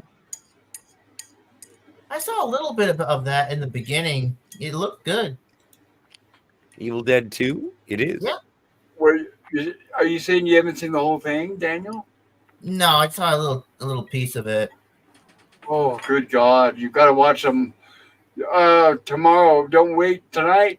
Right now. I mean, do it now. If you have not watched the Evil Dead trilogy, oh my goodness. Oh, you're missing out. That is where I kicked off my horror sci-fi stream on Tuesdays with, is the trilogy. Yeah, I saw like Evil Dead 1 and Army of Darkness. Wait a second. Is Army of Darkness canon to the Ash versus Evil Dead? Yeah, yes, it's total canon. Evil Dead 2 and Army of Darkness. Third one. Both the second and third movies are must-watch films because they're both fucking awesome, in my opinion. Yeah, but Daniel, that means you watched the first and the third one, unfortunately. They're all great films. All three of them are great films. And the original trilogy are the canon films. Yeah, forget all the new stuff. Especially that new crap one, the Evil Dead Rise. Oh my God! I still want to see the one because there's the guy who's directing the new Alien movie, Alien Romulus. Oh my God! Alvarez. I don't want to see more Alien movies. And I've been afraid of the his remake of Evil Dead. Bruce Campbell gave it a thumbs up. It was produced by Sam Raimi. And Bruce Campbell is going to give them all a thumbs up. He's a producer. He makes money off of it. He makes money off of it. Okay, I understand yes, agreed. Yeah. Plus, according to him, he's retired. According to what he says to the franchises. From that franchise, yes. But remember, he also gave the new one, Evil Dead Rise, thumbs up, and it's total shit show. Total woke fest. It is sad because I'm a big Bruce Campbell fan, by the way. I'm a big Bruce Campbell fan. But it's sad that he's hoarding himself out now, anything for a paycheck. It reminds me of what. Which reminds me. Oh, please. I was just gonna say that reminds me. I need to cover Bubba Hotep's tune on my stream. Oh, dude, I want to watch it. I have it. I would love to rewatch Bubba Hotep. Oh, I saw it at the theater premiere when he was there. Oh, wow. I did see it in the theater, but not with Bruce Campbell. Did you get his autograph? Yeah, with Bruce Campbell. I was going to, but he was surrounded by people saying, "Gimme, gimme, gimme, gimme," and I didn't want to be one of those. I had the little Evil Dead Book of the Dead. It was an edition that came out with the DVD. It looked like a little copy of the book with flesh bound and everything. And you opened it up, it had pages that were inked and had the DVD inside. I took it with me. I was all excited. But he was surrounded by a bunch of greedy assholes that were like, "Gimme, gimme, gimme, gimme." I couldn't do it. I couldn't lower myself. I remember my friend standing there saying, "There he is. There's now your chance. Go get your signature." And I was like, "I can't do it. Those people are assholes that are all surrounding him." You know, it's funny And I don't wanna because look I like went that. I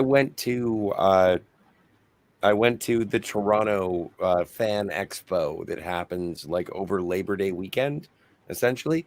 And Haley Atwell was there. And she plays Agent Carter, Peggy Carter, Captain America's girlfriend. And I Okay. went there specifically so that I could get her autograph on my Captain America DVD. And I saw her across a crowded room, and I was like, the last thing I want to do is embarrass myself in front of her. So I will not in any way engage. So I just went and spent my autograph money on back issues. But no, Yeah, I saw her. I wanted to talk to her.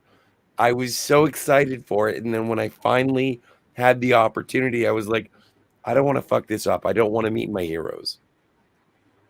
Well, for me, I didn't want to look like one of those people with Bruce Campbell.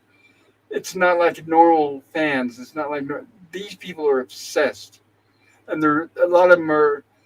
They're like they're 50-year-old men, but they have the minds of like 10-year-old fan wannabes. Sounds like And the me. way they act around him is ridiculous and it's embarrassing. And I didn't Sounds want to like look me like as that. well. Are you saying like just like us, Pop? No, I think we could control ourselves a little better, but I was content because he had a Q&A session. I was lucky enough, by the way, it was not only did he was there for the premiere, but I got a seat up front in the center. And I was lucky enough to be able to ask him a couple of questions, which he responded to. Cool. So I felt that was good enough. I didn't have to get his signature. Yeah, that's good. Yeah. Oh, what year was this roughly? Do you know? 2007. I could look it up. Bubba Hotep. So he was a youngish man still then. And No, Bubba Hotep is like Yeah, 2004. You could be right. I I could be have it right crazy. here. Hang on. I've got it right here. 2002. Okay. Split the difference. You're good. Or Yeah, just look 2002, that's on it. the back of or just look on the back of the DVD cover. But Pop's probably right.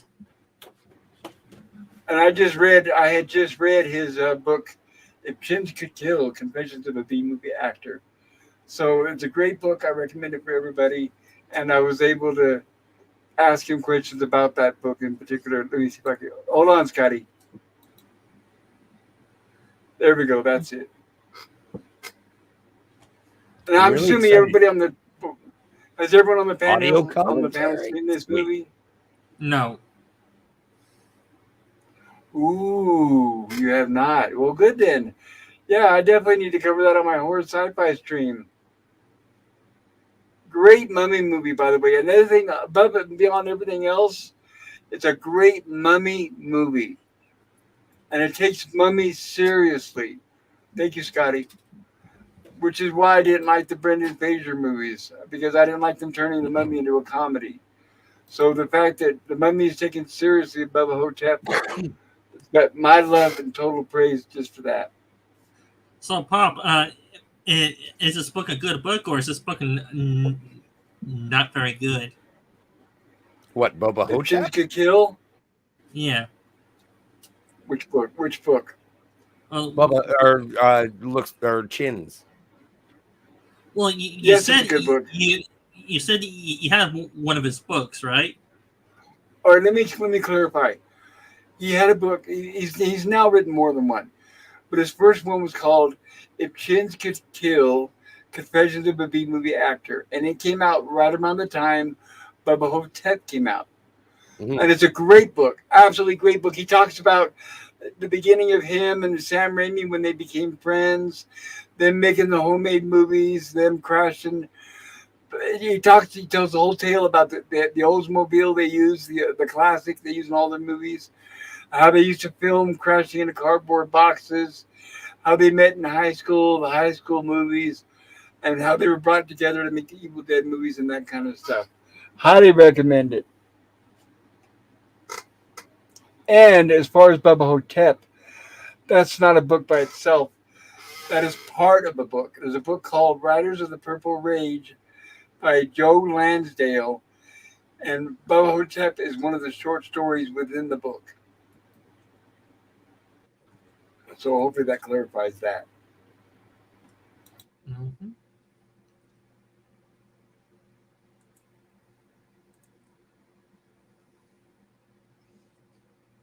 Sorry, I had to clear my throat, which I'm starting to Scotty, lose. Scotty, what days are you available to possibly do live streams? If Pop Culture does not mind me asking you, or the live stream, if you would do a live stream Or, together to talk about these of topics. course, I don't mind you asking. I don't mind. No, I'm usually available. Around what times? Anytime or certain times? Daytime.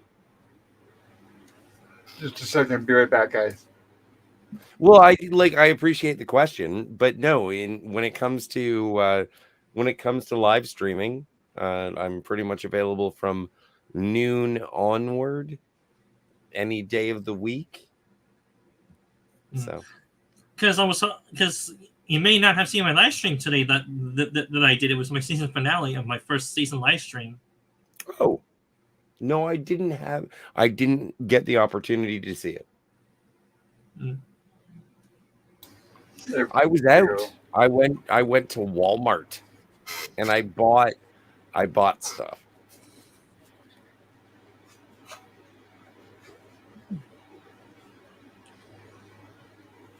And do you mean noon your time, in other words, which is what mountain, which is basically a mountain time, or is it? It's Ontario time. It's like Eastern, I think. So basically, if it's 4 my time, it'll be about 7 your time if I do my live stream on Saturdays. AM or PM? What are you talking about? PM. Are you available around that time when I do my live streams? Your time, so 7 PM on Saturdays. So Saturday night, 7 p.m. to 9, usually. Yes. I am available. Well, I may not do any more live streams for a while until I do my next season, which will probably be a few months from now. Okay. Yeah, I'm doing like TV shows. Do I do one season, then I take a little break? Makes sense. I'm a Tasmanian devil. I just sort of whirlwind into everything. So Well, that's all I wanted to ask. All right, PvP. All right, now Pop Culture, it's back to you. I just wanted to say, pertaining to, like I mentioned a little while ago, every now and then I go in and I check out in the private chat. I don't do it as often as I should, but I do every now and then. And what you said to Scotty is not very nice, Dan. Please it's refrain from fine. speaking to people that way. It's fine. There's a way to say it with tact, though, and courteous. I'm just saying, please be careful, okay? I appreciate your consideration, but It's okay. Busting my chops ain't that bad. There's ways to say it with tact. Is all I'm saying. Thank you, sir.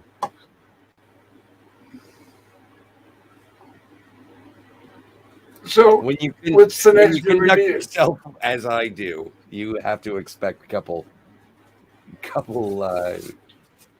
jibes. It's fine. Anyway, you were saying. My apologies. What's the consensus so far on the new Ghostbusters? How many people have seen it, and what do you guys think? I haven't seen it. I have not seen it. Neither I have have not seen it. I want to though. I probably would see it on streaming if I ever get around to it. Well, I was really like based on the trailer. I was really hopeful, and I thought it was going to be good. And then I heard it was sort of just jangly keys of member berries, and I Well, was like, okay, then I don't have to see it in the theater. it was nice they brought a lot of the old cast from the original film back, Scotty. But Sure. I've heard the worst thing about it is it's very boring. Like it's very slow paced, right? Yeah. So I'm Well, going to so wait far, and I'll put my eye patch on and sail the piracies probably when I watch that one. Which is usually streaming consider services. I imagine it'll be out soon anyway. yeah, considering we are the target audience, it doesn't sound very hopeful for it. If none of us have seen it yet, I don't. I imagine I'm getting the jibe that it's probably the last one Well, because the the thing question is, is, will it make enough for a sequel? I remember a couple of years ago when the last one came up, Pop, that was getting generally positive reviews right off the bat, even though it was like none Yes. of the original cast, but it still seems like it was a good film for a lot of people. So, yeah, it's kind of disappointing that what we're the feedback we're getting on this one so far, you know? Yeah, it's very divided. I think when it comes down to it, the main negativity that I've heard is that there's too many new people. These kids that are in there, people don't seem. People are finally agreeing with everything. By the way, when the last movie came out, everybody was arguing against me because I didn't like the casting of the kids. I thought that was wrong and that was bad. But then everybody just disagreed with me. But now everybody's agreeing with me now. That's all I'm hearing now. These people are finally starting to say that the kids are getting on their nerves, which is what I said in the first place. And there's too many of them. Well, my opinion is that probably in that movie, the audience has found the kids tolerable, but here, since they've grown up and their actors or how they're written now is more annoying than what they were back in the other movie. That's why. Well, that's a matter of opinion. I thought they were annoying in that movie too. The thing, here's what I think, and I could be wrong. I think people were just so excited to see another Ghostbusters. They were so excited to see the OG cast back that I think they overlooked the little kids. But now that they've got the kids to get a second dose, is when they're realizing, wait a minute, maybe I don't like them as much as I thought I did. That's the jive that I seem to be getting. Well, and in my this is my curiosity as I haven't seen Ghostbusters Scared to Death, but the thing was about Ghostbusters Afterlife is that I liked that it was in the middle of Arizona or whatever. Yeah, something like that. I liked that Ghostbusters was taken away from New York, and the ghost, Egon, is the guardian angel of that movie. It made me feel feelings. I really it touched my nostalgia, and now that they're back in New York, I'm like, but why? That's funny because I heard a lot of people. Yeah, it's funny because I heard a lot of people saying that we just got to go back to New York. I think it's Memberberry, Scotty. Yeah, that's what I'm hearing. I'm hearing people saying that they're glad they're back in New York. But why are they there? They lived in Arizona. They're there because they want the audience to go back to the original Sure. film Yeah, with the old geezers the, in the old the city, right, firehouse, Scotty? You're an old the geezer. I'm an firehouse, old right? geezer. Hey, I'm proud to be an old geezer. You know what? I'm If proud of you for being an old geezer. you know what, an old geezer means you've been smart enough to survive a long time when other people you know have perished. So I wear old geezerhood like a badge of honor. Yes. So does Winston Zeddemore. like like battle damage, right? That's why I look at it like battle damage. I may not Fucking be rights. young Fucking and rights. perfect, but it's battle damage. I survived wars I got that my other people didn't. scars. I got my scars, but I wear them like with honor. Exactly, Pop. As Yes, Captain exactly. Kirk said Yes, in Star Trek V, I need my pain. I need my pain. yes. You know, there's a lot to be said for your pain because it can keep you sharp and alive, Scotty. Yeah, but sometimes, like, I'm your pain. Oh, you're always a pain. Yeah. I appreciate your pain because we have a lot of fun having interesting dialogues together, do we not? Well, it's fun to hang out, man. Yeah, no, I have a good time. I appreciate you too, bud. Anyway, Ghostbusters. Are we still talking about that? Well, I'm gonna. It's interesting because when Ghostbusters Afterlife came back, I bought the DVD of Ghostbusters 2. Okay. Well, Like I still don't. I don't have Afterlife. I'm not like I'll watch, as you said, Eye Patch and the Piracies, but I don't think I'm not gonna buy a Blu-ray of it. Yeah, I actually think a lot of these franchises, when they were strong, when they initially happened, like decades ago, I think a lot of it they should have been left where they were, and I think a lot of these reboots or whatever what the hell you want to The call them, reboots. they're just basically cashing in right on member berries, and it's like fans loving this vintage stuff, See, and it's like, oh yeah, we're stupid, right? We just love the original film because just throw out any crap, just vomit it up to us, and we're gonna love it. And like, no, we fucking won't. But that's the world it's we're living in. it's interesting because I know you guys don't like Mad Max Fury Road, and I love that movie. And I know you guys aren't looking forward to Furiosa. I am. I think that that's going to be an incredible cornucopia of action extravaganza. I'm happy for you. Thank you. I'm happy for you. If you enjoy it, Scotty. But Yeah. it's one of those things where it's like I am, but that is a resuscitation of a previous franchise, and it's like, Well, George Miller was the director of Fury Road, was he not? yes, So it's not really a resuscitation.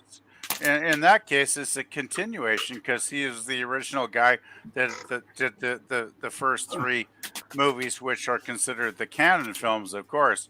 So yes. I can't say it's a reboot. I think it's a continuation, even though I did not I look like at that it film. like I I did look at not it as a like that film at all. regurgitation.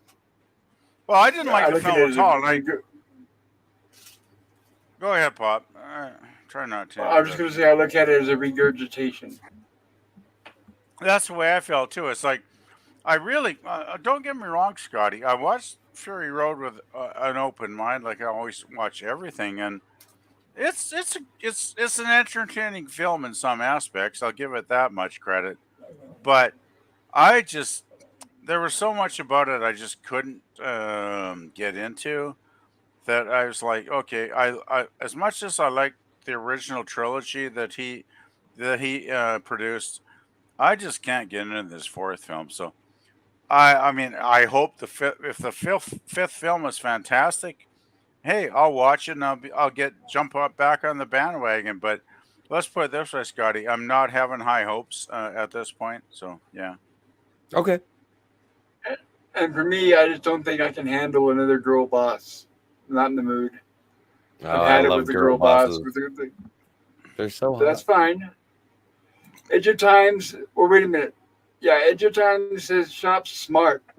Shop as smart. And you gotta baby's first baby's gotta first Necronomicon. Necronomicon, says you gotta cock your shotgun when you say that. Give me some Edge sugar, of Time. baby. Edge of Time says never meet your heroes. Edge of Time says that even if the star is cool, their entourage and security can ruin the moment, as PvP knows. Yes, that is very likely. I've told that Hello, story a few Deej. times. Hey, Deej. Hello, Deej Hey, Odyssey. Good to see you. Hope you, if you're still here, I know that was like 15 minutes ago. Good to see you, Deej. I want my mummy, he What up, says. Deej? Edge of Time says Bubba Hotep reminds me of the John Spencer Blues Explosion album, Orange. I have to write And all Edge of of that Time down. Edge of Time says I'm surprised Ghostbusters 2013 earned a sequel. It didn't. Yeah, I know. I guess everybody's lucky for that. Deej says 2016 didn't get a sequel. LOL. No. Well, it did. It got a sequel called 2017. Gorilla did that on Grinstock a few weeks ago, and we ripped it to shreds like we often do about every film. So yeah, that's a lot of fun. Edge of Time says we've reached peak geezers at Edge of Time. Edge of Time also says don't we have lawns to mow? I don't And have Edge a of lawn. Time says, get off my lawn, says Edge of I Time. live in an apartment. I can't say get off my lawn. Shit. And Edge of Time says ree. And Edge of Time says better crappy Mad Max than none is the nicest comment I can make. And DJ Odyssey says, yeah, I'm still here. I had to see who took longer, you or Bird, to catch up on chat. LOL. Well, I apologize, Deej. And Deej, you're welcome on the panel if you want the link. Edge of Time says, same with the Aliens franchise. Nothing surprising from the trailer, SOS. You know well, what? Except now we're gonna get a bunch of girl bosses kids who are the secret to everything to go against the aliens.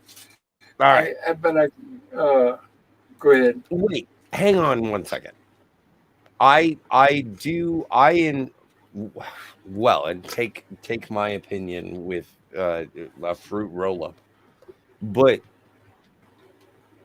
I think that Alien Romulus trailer looks terrifying. I think that face huggers are terrifying.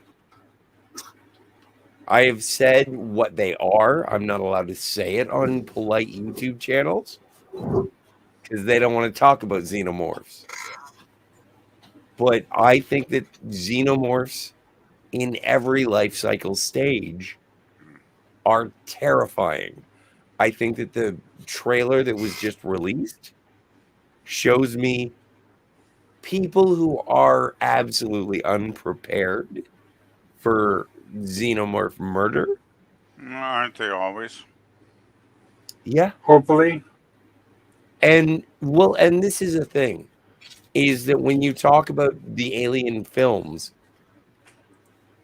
who is always the final survivor, the protagonist, the one who gets away with it, is always a lady boss.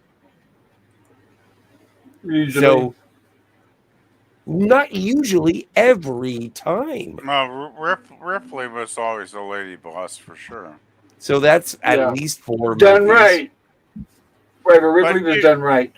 But she was done. Yeah, she was done right. Alien versus Predator is good, and that had a lady boss. You know, I watched the first few, and when it got, what was the one where she shaved her fucking head? Alien 3. Yeah. I watched Alien 3. That's when I gave up. I said, okay, fuck this, and that's when we gave up on you. I have no interest in Alien anymore. It's like how many times do I need to see a face hugger sit on somebody's face and kill them and do all? I can think of far more entertaining ways for something to sit on my face other than the face hugger. I won't say anymore, but sit. I'm not saying Scotty. Face sitting is not necessarily evil, but in these films, it's getting boring. I gotta say. And Scotty Deej says no panel. Deej said, hold on just a moment. Deej says no panel. I'm about to head to swing through and give a like. Well, thank you, Deej. Have a great night. I'm glad you stopped by. Good to see you. And it is. Deej, Good night, you Deej. rule. Edgerton says I've seen scarier pillow fights than the Romulus trailer. And he said, No, sit on my wait, face Pop. and Can I tell do me this one? that you love me. Oh, I'm sorry. That- Go ahead. I'll That's- sit I on couldn't your face resist. and tell you I love you. Love too. you. I That's love to hear you oralize when I'm between your thighs. You blow me away. That's that great Monty Python song we all, well, some of us Yes. know and love. Yeah. Edgerton says, sit on my face and yeah, that's very catchy, isn't it? It's a really, Edgerton says, oh, Jinx. it's better than the Ghostbusters song, right? Sorry. It's gonna be sad when Monty Python is gone. I love Monty International- Python. International Well, we already lost treasure. Graham. Graham's gone. And Yeah. Terry Gilliam. Or Terry Graham. No, Terry- Terry Jones. yeah. Sorry, duh. Terry Jones. Is he dead or is he just dementia? Are they still Definitely touring dead. at all? Like they must be in their 80 No. something by now, right? They're retired as far as the Monty Python band is Oh concerned. shit. I knew they were still doing tours like 10 years ago, but I guess that's probably over now. They had that You one know last what? show that they did, and then that was it. Yeah. John Cleese is a hardworking old man. I He can't- is everywhere. He Did comes he? to Canada all the time. Did Cleese not do a Yep. reboot of Faulty Towers this year? Like I felt He was bad. supposed to be working on it, but I don't know what happened Yep. to it. I think it Oh, fell apart. It probably sucked crap. I'm glad it didn't Good. happen. I hope. No offense to him, but I hope they didn't get. Yeah, I hope they didn't do So it. they were working on Austin Powers 4? It'd probably be woke garbage if it got produced. I don't know. Hey, you can't beat the original. I mean, are you seriously saying an episode like The Germans is going to get past the censors and woke 2024? It's like I do not think so. I saw a meme the other day, and it was a guy saying to another person, it's like, you would never be able to make Blazing Saddles today Fuck because yeah. it would be too offensive. Absolutely. And then the next panel was, you would never be able to make Blazing Saddles today because people would call it woke garbage. There's nothing woke about Blazing Saddles. Anybody says It is a criticism of bigotry. No, I'm sorry. They're morons if they said Blazing Saddles woke. There's nothing I saw that No, movie in the but- fucking theater when it came out. There's All right, nothing calm- fucking woke about it. All right. But if you, based on when it was released, like it is a criticism of racism and bigotry. And it is turning. It was a satire about racism, bigotry. Yes. Scotty. And so there is a subtle difference there.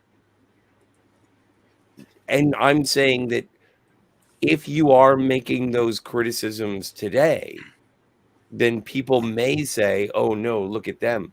They're looking at this through a prism of wokeness. They're looking at a prison of today, which didn't apply to the 70s when the film came out. All right, well, it's not a big deal. I don't want to win. No, I'm just saying, Scotty. It's like I could probably analyze the Roman Empire and put modern day politics. I doubt it. But if I could, you know what I'm saying. Every age has its agenda. Every age has its mentality. But trying to put our mentality on past ages, it's often maybe not the best thing, if you know what I mean. I think that 90% of what people say is how other people hear it. And only 10% of attempted communication gets through. Perception is one thing, but reality is another, right, Scotty? Well, I think that perception distorts reality. Perception. Anyway. 9/10 of stupidity. Yes. Yeah. There's a lot of stupidity. Thank you, Deej. Or that's LDG. for sure. No, thanks. Dear God. That's How why polite I you often treat me try like to that. stay away from Will you- stupidity. LDG, will you please put on some sweatpants? I just put Hey. on some pants. I got pants on. Oh, yeah, Pat. Oh, I can't see you, but you're. No, I'm weird. not on camera. Well, That's the only why. reason I wanted you to put That's on why I pants is can't so that see you you. would take them off. That's why I can Um, make a pants joke because you're not on camera. I'll be right back and grab me a soda. Well, you know what? I'm also going to go to the lagoon. You going for a smoke? Why not? It's Saturday. What the hell? It's a weekend, Wait, right? wait, Scotty, don't go. Not yet. He's gone. Too late. So who's in charge now? Because I wanted to talk about the Alien Romulus trailer. Like I like what I saw. I thought it was pretty cool. I haven't seen it, so I can't give a solid opinion on it. The only thing I don't like it is that it's a sequel to Alien and a prequel to Alien. It's like another prequel. Come on. They've made what, 7 Aliens movies now? Yeah, but can we move forward from Alien Resurrection, please? Can we just do something original that doesn't have anything to do with franchises that are like 40 years old? It's like, what is this like? How many Aliens movies have there been, Daniel? Let's see. 6, I don't 7, 8, 8 million? Like, it's a lot, right? Well, first off, do you count the PvP movies as alien movies too? If so, then there's 2 more. I'm You know, just the weird talking. thing is they don't add the- I'm just talking any alien films with the the exo killer monsters, basically. I think there's at least 7 or 8. I think there is. Okay, don't you think after 7 or 8 movies, the audience might be kind of getting a little bit tired of this shit over and Yeah, but over there's again? there's a story, a backstory that hasn't been told yet. Fuck, I don't Which give a one's fuck. that? It might be the best backstory in the history of planet Earth, but Like- after 8 movies, I don't really want to see it anymore Like, because I'm remember- bored. Daniel, they sort of did that in Prometheus and Covenant, and people are very divided on those movies. Well, I haven't watched Prometheus or Covenant yet, but like remember Wayland Yutani and yeah, they're trying to get their hands on these aliens. And what's their end game? We don't know yet. They don't tell us. Simple. The new medical technology and military weapons. Yeah, military applications, but like we know there's something coming with the company. The company is going to get their hands on these things, and there's someone behind it all. It hasn't been revealed yet, so that's why they continue the franchise. I really want to continue that story. It was sort of revealed in Alien 3, where the CEO of Yutani shows up. He just wants it as a major breakthrough discovery of alien life to say that they're not the humans are not the only life forms in the universe. Have you guys heard about the topic that was being discussed on Midnight Sets this previous week about how young audiences are not turning in for these remakes and sequels? The thing is, have you guys heard about that at all? This is my No. first question. No. Anybody heard about that?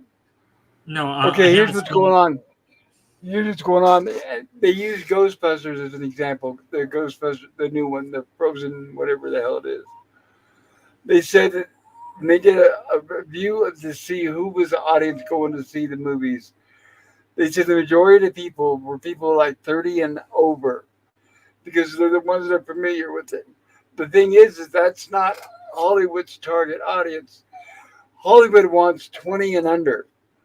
So the thing is those young kids, they don't want to go see the franchises that their grandma and grandpa saw remade over and over and over. What's going on is Hollywood is eating itself. They need to start taking chances and making new franchises. Here's some examples that they were giving, which totally made sense. And they said, like in 1985, they said we could have gotten Back to the Future, or we could have gotten a remake of National Velvet from 1942 with Elizabeth Taylor. Imagine back in 1985 if somebody would have said, no, we don't want Back to the Future. We want a remake of stuff we want, and stuff we like. So we want a remake of National Velvet from 1942. They would have gotten that instead. The franchises that we have now that are eating themselves over and over and over are stuff that Hollywood took a chance on back then, but Hollywood's not doing that anymore. So what they're doing is they're not creating new, fresh franchises for new audiences, and because of that, that's why movies are making less and less. Does Well, that make sense? If I it can, does make. I'll interject what Pop is saying. Can you hear me, guys? I Yes, muted sir. for a while. Um, yeah, Pop's got it dead on. It's like um, they're not going to get 20 somethings to watch franchises that are 40 years old, like Aliens or Ghostbusters Blade or anything Runner. else. It's like if you want to suck in, 20 somethings, create something original. Come up with a compelling story that Well, is never been seen before. That's like when the I okay. I'm a kid in the '60s, teen in the '70s. I grew up when there were dozens and dozens of great shows that were all original because they'd never been done before. Because the medium was finding its legs back when I was young, right? Because none of this shit had been done before, and that's why I think a lot of it is so fucking awesome. But you don't want to keep retreading the same shit over and over and over again. There's got to come a point when somebody in fucking creativity in Hollywood or somewhere, yes. wherever the hell they're creating this shit, someone's got to go, Eureka! I have a moment of creativity. We're gonna do a show based on dot dot dot dot dot, and it's going to be nothing like nobody's ever seen before, and the fans are going to love this shit because it's going to be really good. It's like, when the hell's that ever going to happen, guys? Well, I'm it still makes waiting. me. I'm It makes waiting. me. Well, I'll tell you. It makes me wonder because, like, I'm curious about like what is the newest original property that you have enjoyed. Well, I've And heard when you were the saying what you were saying, the like expanse. Yes, I get I think about something like right, Inception. the right, expanse is like right. The what, most 5 years newest, old. right. Sorry. Right. Think about that, guys. Exactly. That's a good question. What Scotty brings up is think about that. What's the last time we had a successful new launch of a new franchise or idea? When you think about it, it's been like 20 years. Well, Inception is like 10, and there's not going to be like a sequel. So Inception's a one-off. I'm talking about something that created a new franchise tentpole series. Well, my point was John Wick. before Scotty answered, I was just like, "Where's the originality anymore?" Well, John Wick was pretty original. Yeah, but They're going to be made. They're that's going to be movies. making They're working on a remake of the Never-Ending Story. As a perfect example. Young audiences are going to be like, "What?" That was a And great even though movie. I'm a big, I know, but it's the young. I'm talking about young audiences. And here's another example: a movie that is Yeah. I absolutely love, love, love. But even I scratch my head saying, "What? There's going to be a remake?" And that is The Part 7. Birds. Oh no. Oh yeah, I watched Neverending Story, and there what was it, '84 when I saw it as a young person. Like that was a great movie then, but I don't want any more remakes. No, that's what I'm saying. Is that's all they're doing now. Well, that's what The Birds. Why? It's like why with the Birds? that's what I was saying to Scotty. It's like, where's the originality? Where's the creativity? Wait, they're going It's through with gone. that? The It's remake gone. of Never Ending Story remake? They're going through with that? Yes, They're talking about yes, it. they are. Yeah, And man, that's we were just talking the other day. They're doing another little shop of horrors. it's like the third I one, mean, that's right? not the original ones. The original ones were good, but a remake, I don't know. Well, Corman did the first, and then there was the musical, the second version. Now they're talking about a third one, Frank right? Oz, right. The second one was a Frank Oz version, and now Corman's doing the third one. Right, exactly. Oh fuck, Corman is sold out. Oh my god, wow. I don't know, Cor- but he's almost 100. Is it possible to wokeify Corman? I don't know. Shit. Corman is sold out of selling out. He has always been a sellout. No, Corman has usually been one of the Mr. Roger Sellout. Corman is always in it for the money.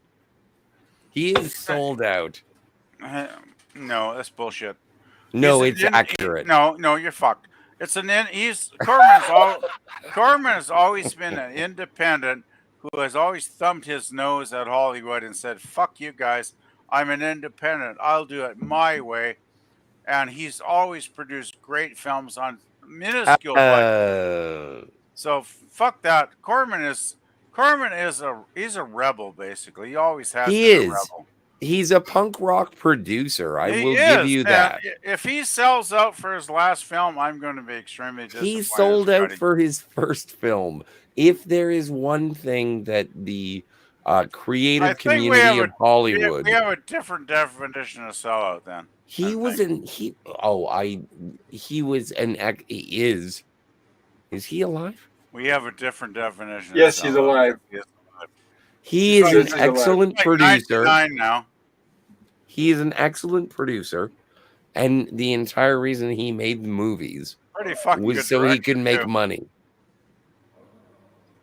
He was not like he gave the audience what they wanted. How many of his films have you actually watched, Scotty?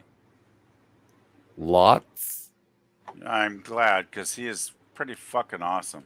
Well, I don't think Scotty, that I have to. I don't think that I have to give a resume. We got to some watch parties some of these days, Guy. I would look forward to that. That would be fun. Yeah, it would be fun. Yeah. Hey, you want to put the bug in the ear of Jill? I'd be into watching some with you and Jill. Delicious. Because I know Well, you we chat did. regularly. One of the early movies on my horror sci-fi stream was Death Race 2000. Oh, I love that movie. I gotta say, Pop, that was one of my favorite streams you did. That was so much fun with Carradine. That was a great movie. Yes, I definitely had a blast too. It was fun.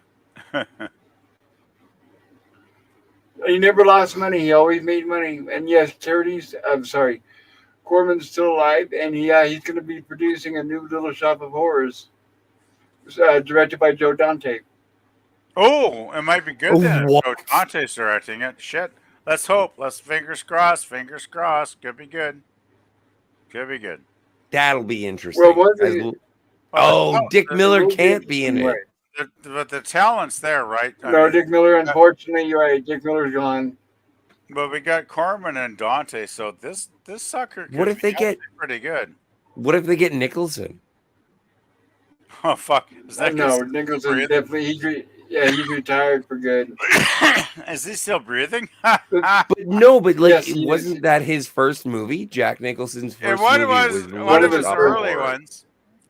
One of his first, yeah. Well, yeah, he did a Corman. I can't remember. I don't think it was Shop of Horrors, but it was one of those generic. He was Bill Murray. It was a generic horror film. I can't even remember it. It was. You guys know that he shot. You know that Little Shop of Horrors was shot in one day. That's what Corman did. He'd get awesome movie sets from big budget films, and he'd shoot on location, and he'd have like a day or two and shoot the entire movie, which I think is brilliant. I think it's Abraham Lincoln was shot in one day. It was a dare. Right, it was a dare. But that's different. Yeah, but fair enough. Corman had a talent. Cheap joke. I actually went to the Ford's Theater and saw the balcony where Abraham died, was shot. He died later the next morning, Scotty. Ford Theater, right? I went Jim's there. Landscape says, time to cut off my long hair and beard and doing a live stream coming up on April 1st at 1 p.m. Eastern Time. Holy shit. shit. Edge of Time says, video games are bigger than Hollywood for perspective. Not anymore that they're making them wokeified. I don't know Edge of Time about that. From what I hear, they're not doing so well. No, video games are bigger than movies. Edge of Time says, I'm too busy voicing my outrage on Twitter to write new movies.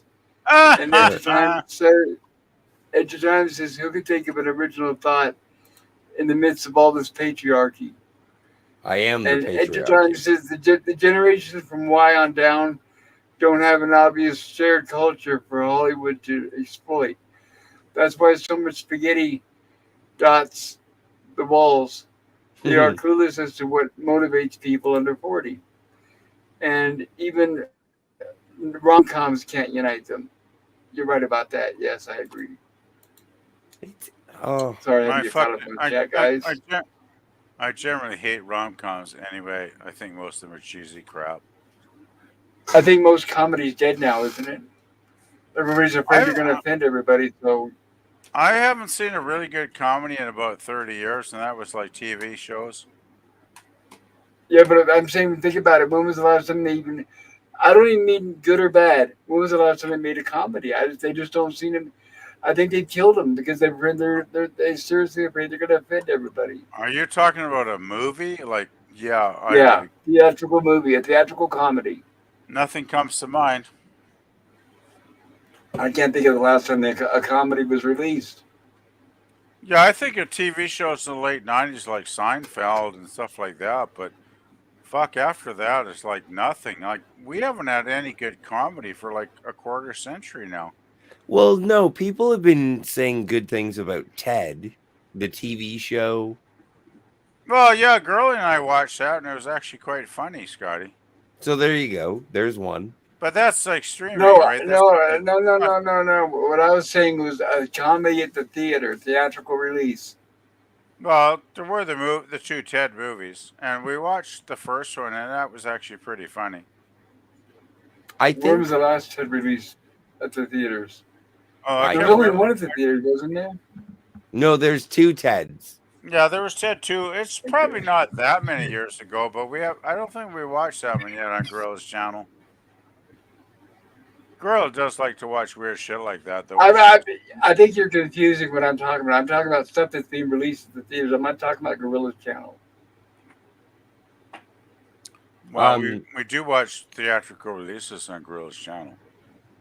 But I like rom-coms, so I also like I put them in there as Since you like rom-coms, does that mean you probably do not like the term chick flick? no, I'm fine with chick flick. I'm aware. Okay. It's pretty much the same thing, right? A rom-com and chick flick. Yeah, I can see how that is. I don't know, like Bridesmaids with Kristen Wiig, Melissa McCarthy. Like I thought that was a good rom-com. I thought that was a good comedy, but that's like 2000 and what? Fucking 10, 9? They don't come out very often anymore, do they? Actually, Scott? I enjoy everything that Judd Apatow has directed. So I like When was his last movie? Kings of Staten Island. It's a When was movie that? with Bill Burr and some fugly guy. God, I don't even know any of those names. I'm so out of it. Out of the loop, I guess. Does it seem guys like rom-coms are another dying genre? I don't, because I can't think of very many in the last 10 or 15 years, actually, Scotty. I think every genre is dead until you make a good new one. Well, I'm like curious. It will be resurrected. Are you telling me Westerns? Sorry, Pop. Go. my question is like a good example is Scotty brought up Bridesmaid. That sounds like it's not even asking for men to go into the theater to watch it. That sounds like it's straight up made for women. So are they gonna bother making movies that are for both anymore? But this is the thing: is like for every awesome action movie where somebody is jumping with two guns in each hand and like shooting, like that's fun, and I go and I see that with my girlfriend, and we both like it because we like seeing awesome things happen. But then the next week we go and we watch the romantic comedy because we want to laugh and hopefully it'll make our heart swell, Like, these are different stories for different reasons. Not every one of my favorite things is going to watch a chick flick with a chick. It makes me happy. Yeah, It makes me realize that I like chicks. and you'll probably have a romantic evening. Get lucky, just Scotty. That's what I'm hoping, right? Well, I would. So, like, I don't know. I don't see it as being a It's not all or nothing. It's one or it's the other, right? compromise. Yeah. But seriously, when's the last time you saw a really good romantic comedy? Like what year, Scotty? Is what I'm curious about. It's written for men and women. One's for men and women. It's But a been man wants to a see. long time. I'm guessing like 20 years. I think the last time that I really enjoyed one was a movie called They Came Together. And it was with Amy Poehler and Paul Rudd. Uh-huh. It was a star-studded affair. I Good. really enjoyed it. And it was probably from like 2013. So we're talking 11 years. 11 years ago. Yeah, I think they need to Wow. step up the plate and knock out a few more romantic comedies. It seems Well, like but- now they're mostly resorted to the streaming services, I guess, right? I But keep- maybe that's worth. Maybe they're coming out on Netflix instead of at the theaters. I keep hearing stuff I've looked at on YouTube that the whole streaming thing is starting to die. People are getting tired of Oh, it. it is. It is. They're not renewing their subscription, so I They're think not making the money they thought it was going to be. But yeah, it's not the cash Yeah. cow they thought it was going to be. Yeah, I'm thinking a year from now we could see the end of streaming potentially. Yeah. Well, think about it. Streaming. There were already everything now that was that used to be so-called streaming. Now they're adding commercials. So it's right Yeah. back to cable. It's like having cable TV all over again. Yeah, exactly. They're having ads on it. Even Netflix has ads now. It's like, screw that. Of course they're going to do that, right? Because they got to get the revenue. Because X number of It's dollars never a enough month. money. They're not Right, greedy it's enough, never so enough they got to throw in ads to say, "Fuck you, customers. We don't care. We'll charge you a certain fee every month, but then we're going to bombard you with commercials because we can make more Well, money." if the customers are dumb enough to pay for it, then yeah, go for it. See, if I was a Exactly. customer, I wouldn't pay for it. I would cancel my service immediately. But unfortunately, people aren't like that. They're actually paying to watch commercials. I which is never have. ridiculous. I've never signed up for streaming, and I never will. So yeah.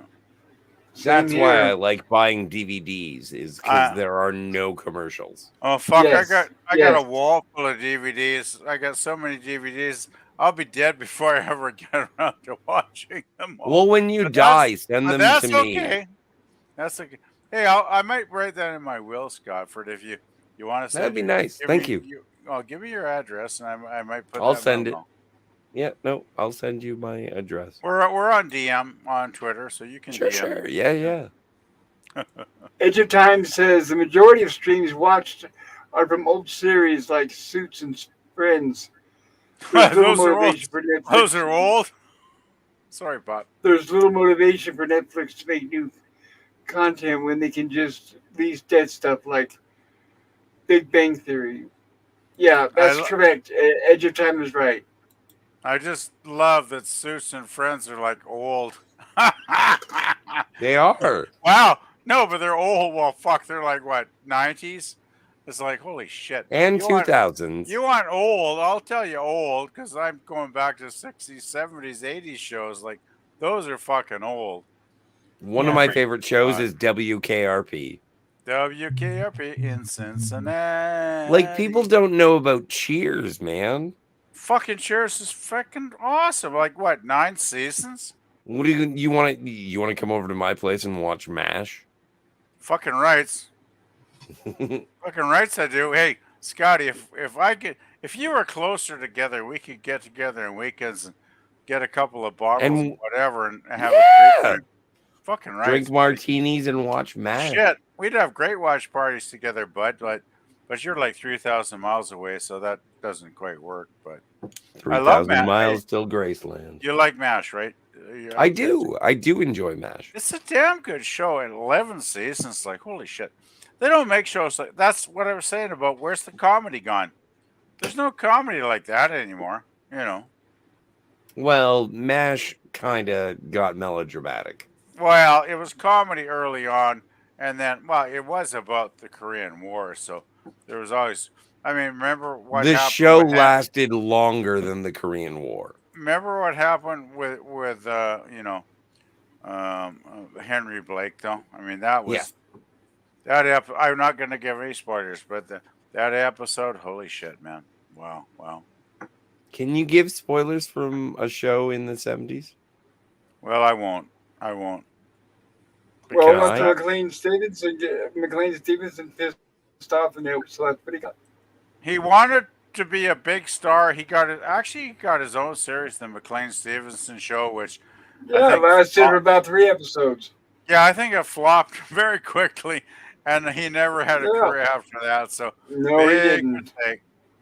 But he had such an ego. He was like, "Oh, I'm Henry Blake for like the first 3 years, so I can just quit the show, and I guess if I fuck up, People they'll love bring me. me People back." love me, right? Yeah, people love me Yeah. no matter what. Sure, they'll follow me now. They'll bring me back, right, Pop? And the writers are going, guess what, Henry? Fuck you.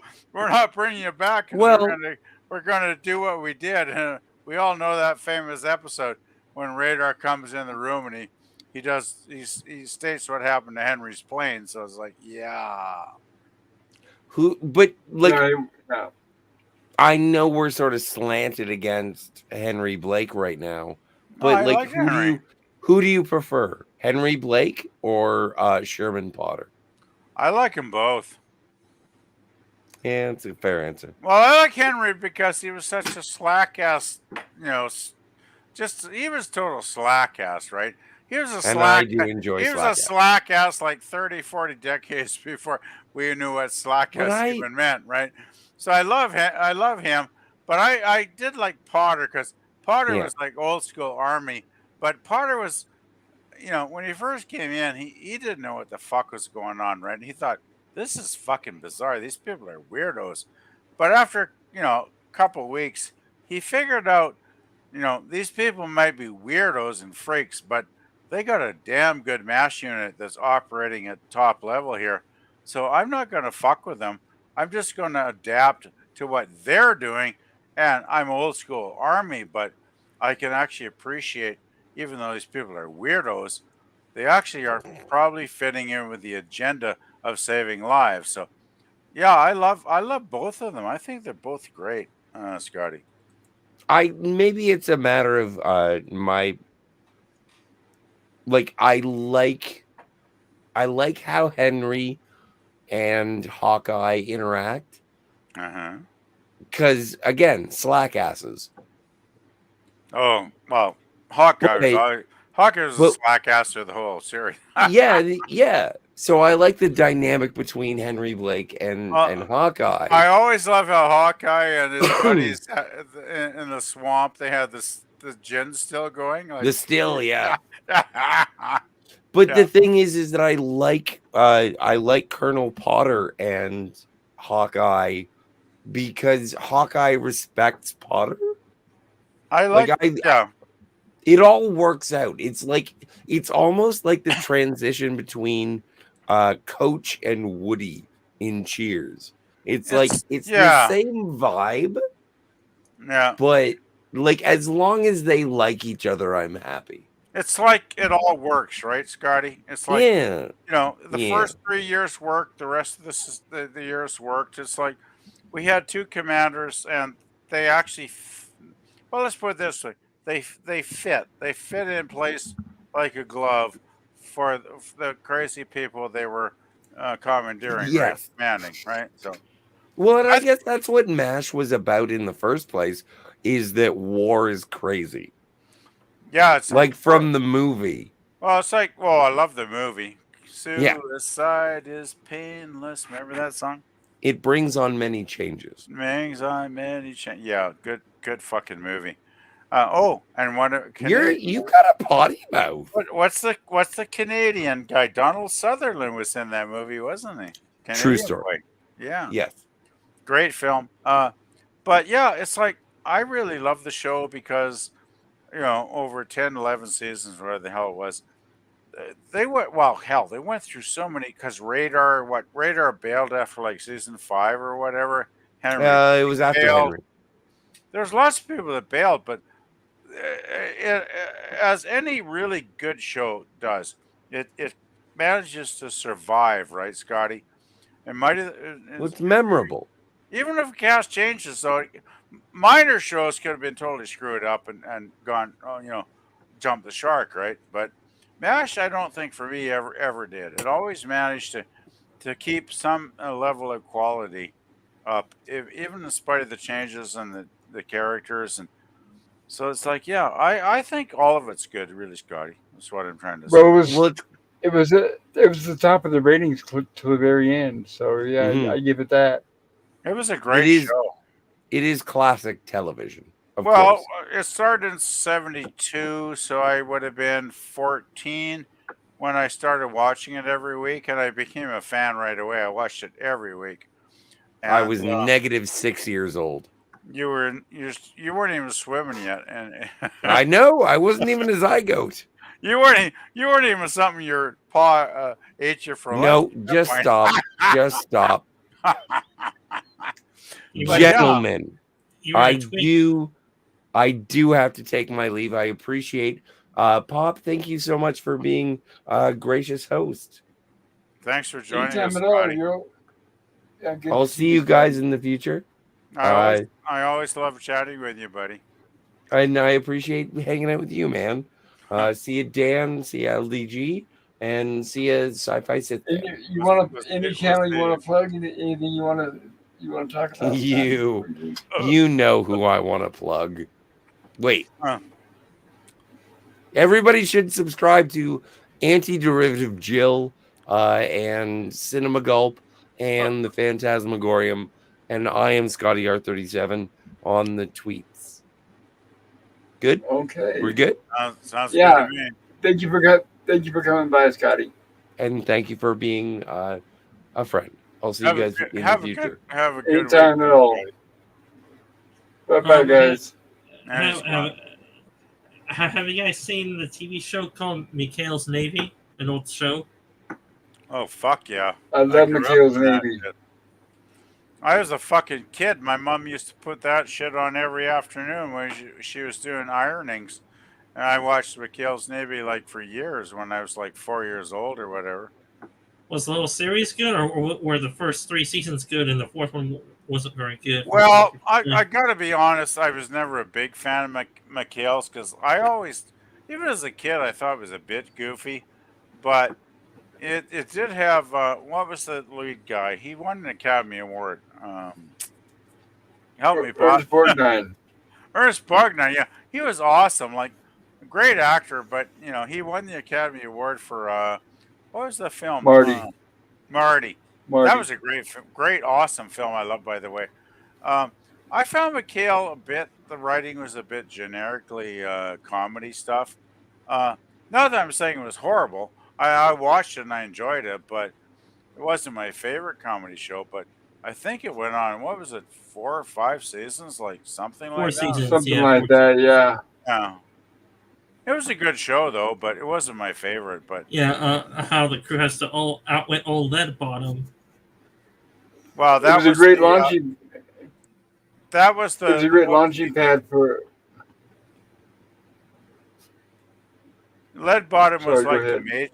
Wasn't Lead Bottom the major that was always hassling Mikhail and his crew? Captain, yes. I mean, I haven't watched the show in like 40 years, so don't quote me on it. Well, they're all Navy roughly. So, a major in the Air Force is like a lieutenant in the Navy. So, the highest rank in the Navy for Air Force is a captain before they become an admiral. So, the one you're talking about is Captain Binghamton, which is the crew called Old Lead Bottom. Yeah, Yes. that's right. So, how many episodes have you watched, Dan?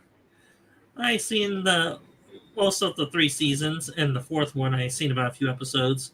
Okay. I would say that the fourth season is it's let's say somewhat declined from the first 3 seasons. Sci-fi sit down. Do you like James Bond? It depends on which era of movies you're talking about. In general. I seen a few So of was his there? movies. Well, because I was going to say, if you like McHale's Navy, you may want to consider watching a show called Get Smart. It's really, really, really good. It's a parody of a secret agent, and it's very, very funny. And it lasted 5 seasons, and I highly recommend it if you could find it. Well, it depends if it's on YouTube or on a streaming service. That I don't know.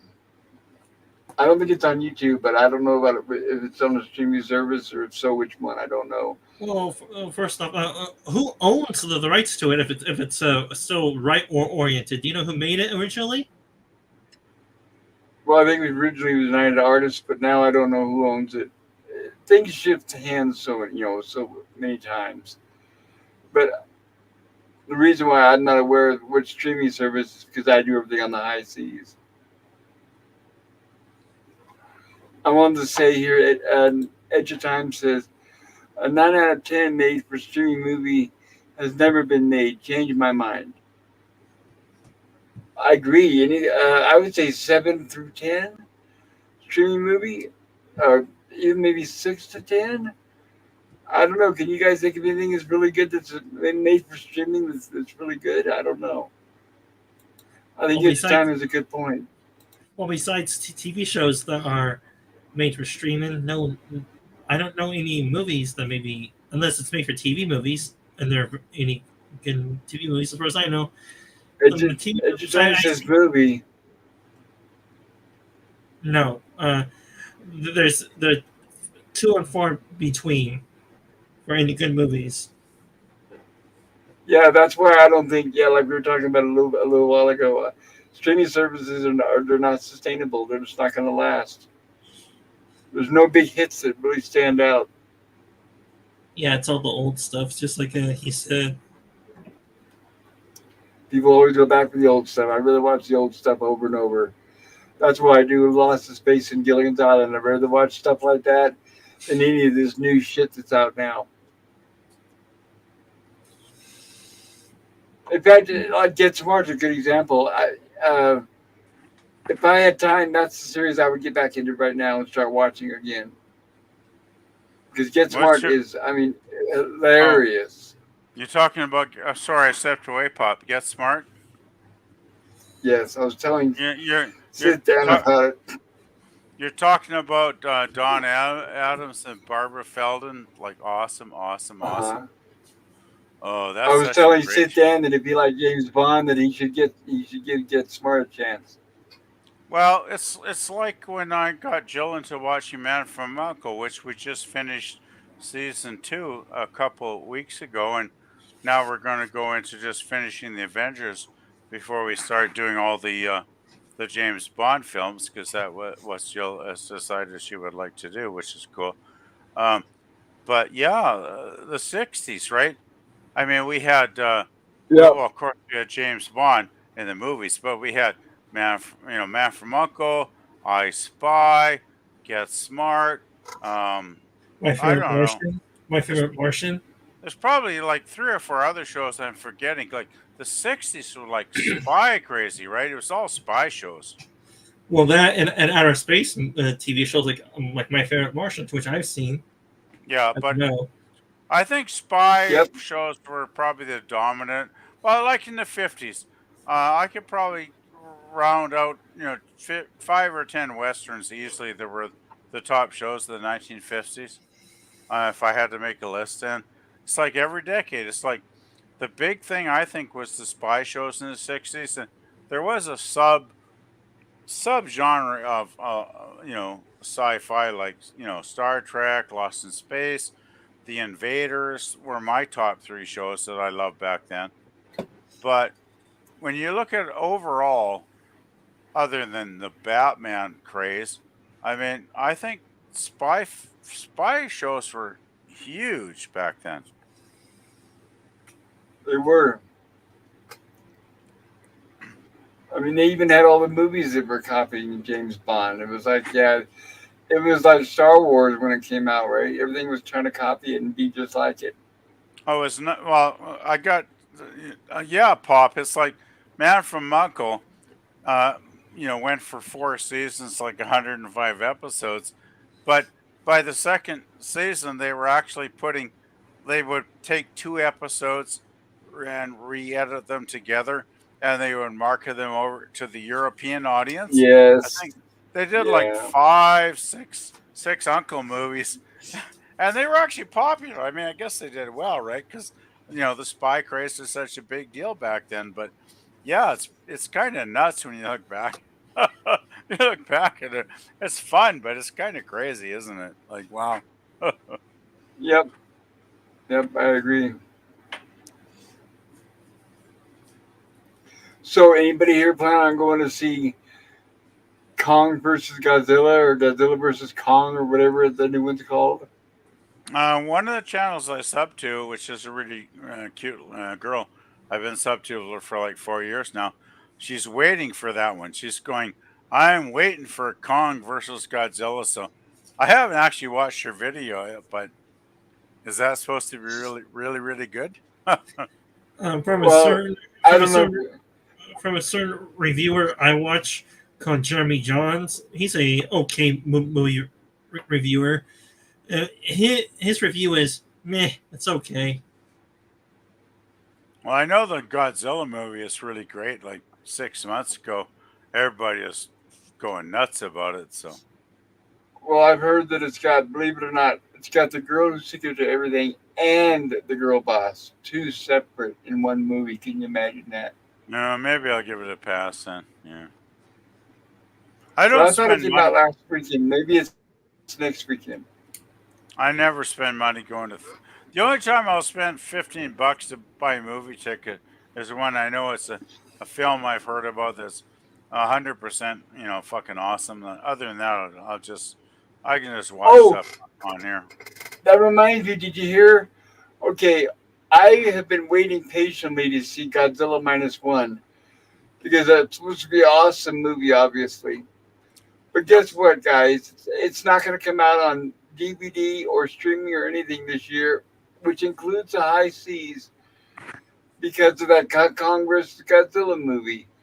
Because they have a no compete contract between Toho and Legendary Pictures. Really? So it's not going to come out this year. Yeah, which means we won't be able to see it. Shit. Oh And well. for me, that could be a never because I don't know if I'm going to be around for another year after now. I hope I am, Hmm. but I have no way of knowing. I get your point, Pop. Yeah, That but sucks. yeah, knowing that it's not going to streaming, it's not going to high seas, it's not going to DVD or Blu-ray. Yeah. Not until at least 2005. They're talking about 2006. That's really fucked up. Hey, contact Gorilla. I'm sure Gorilla can work magic. Trying to find Gorilla is magical finding links Yeah, we on hope, right? impossible shit, right? So give Gorilla a try, and I wouldn't be surprised if he'll find a source somewhere, Bob. Well, if there is a source, it's on the high seas, but it's somebody holding a camera in a movie theater. I don't want to see that crap. I want to see a Well, good copy. Gorilla though, he'll try and find you a good copy, right, buddy?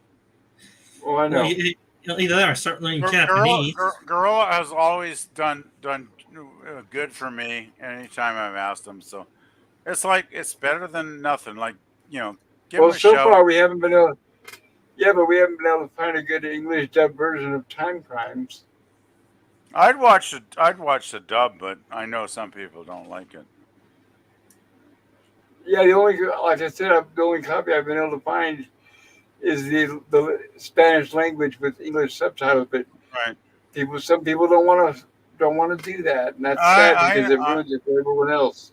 well, I don't get it either, Pop. Like I've been a big fan of European films for like the last 30 years since I was like, in my 20s, and there's a lot of fucking awesome movies I would have missed if I didn't avoided subtitles, because the thing is, Yep. once you watch a few subtitled films and you get used to it, it's not that big a deal, really.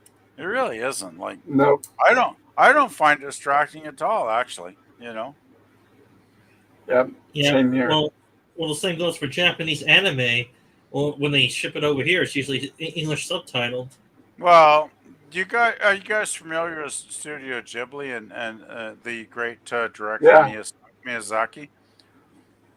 Holy shit, Yep. his films are fucking amazing. Like, and I watched both the subtitled and the American versions, but I much prefer the subtitled because they actually are they're more accurate in the translation and with the subtitles, and those films are incredible. Like, I was never a big animated guy. Well, I enjoyed animated films in the past, but when I started seeing the Studio Ghibli stuff, it's like, wow, these films are incredible. Like, amazing stories, complex stories, fantastic animation, awesome characters. I mean, these are these are animated films, but they're not for kids. These are animated films for adults, and I'm a Right. big proponent of anything Studio Ghibli does. I want to like shout it out to everybody. It's like, you got to watch this studio, like watch these films, because these are great films, guys. Cool. I know I go on a I crusade, don't but know.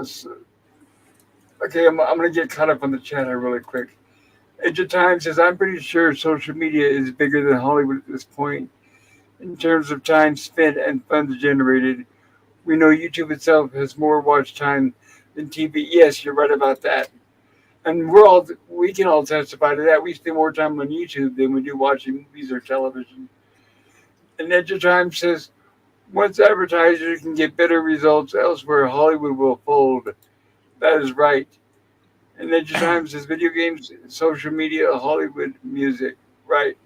I notice how Hollywood is down there near the bottom of the list, which is totally true. It's true. It's obsolete now. It's the people in charge. Here's what it is they're not out. The studios are not out to make good content anymore. They're just out to make a product, and that making good content is lost. You don't have the old studio moguls that they used to have. You don't have the visionary directors and producers and the writers that they used to have. All that's gone, and now it's just a product. And especially, it's pushed by an agenda with the horrible social message, the social reengineering that they're trying to force on us. Yeah, Hollywood is dead. Me myself, I don't see it surviving, and I don't know what's going to happen. They've like we talked about earlier. They've lost the kids. The kids don't care. The kids aren't showing up at the theaters. The kids aren't watching TV.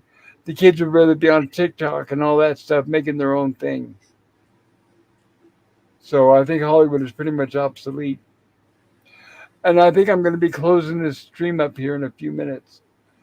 We're coming up on 4 hours here. So I wanted to say thank you to everybody in the chat for coming along and spending this evening with us. And I'm going to go around and here and let you guys promote your channels. PvP, is there anything you'd like to share about your channel? oh gosh, excuse me, a bit froggy in the throat. No, I haven't done much lately because I've had a lot of real life stuff to deal with. So, actually, nothing updated on my music channel, Pop. So, that's about it. I will let everybody else say their thing. So, yeah. Okay, well, thank you for being here tonight, PvP. I appreciate you. You were here from the beginning. And LDG, are you still awake? I think LDG might be asleep or he's away from the computer. But thank you, LDG, for being here. Everybody, check out his channel, LDG at freethenet.org. And how about you, Sci-Fi Sit Dan? What would you like to share about your channel?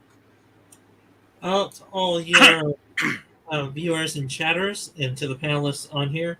I'm Sci-Fi Sith Dan. I usually cover sci-fi TV shows or movies of various subjects. I do delve into other TV shows or franchises, depending on how well versed I am in those. On my YouTube channel, I cover sci-fi TV shows and movies, and I do have ranking lists of movies. My live streams are usually 4 to 6 Pacific time on Saturdays, but I'm taking a little break for my first season that I just wrapped up. And that's all I have to say about my channel. I'll turn it over to the next one, which I believe is Daniel Hot Topics, unless LDG came back to his computer to give his shout out. Okay, well, thank you for joining us tonight, Sith Dan. I really appreciate it. And Daniel's Hot Topics, is there anything you'd like to share with us before we close it up?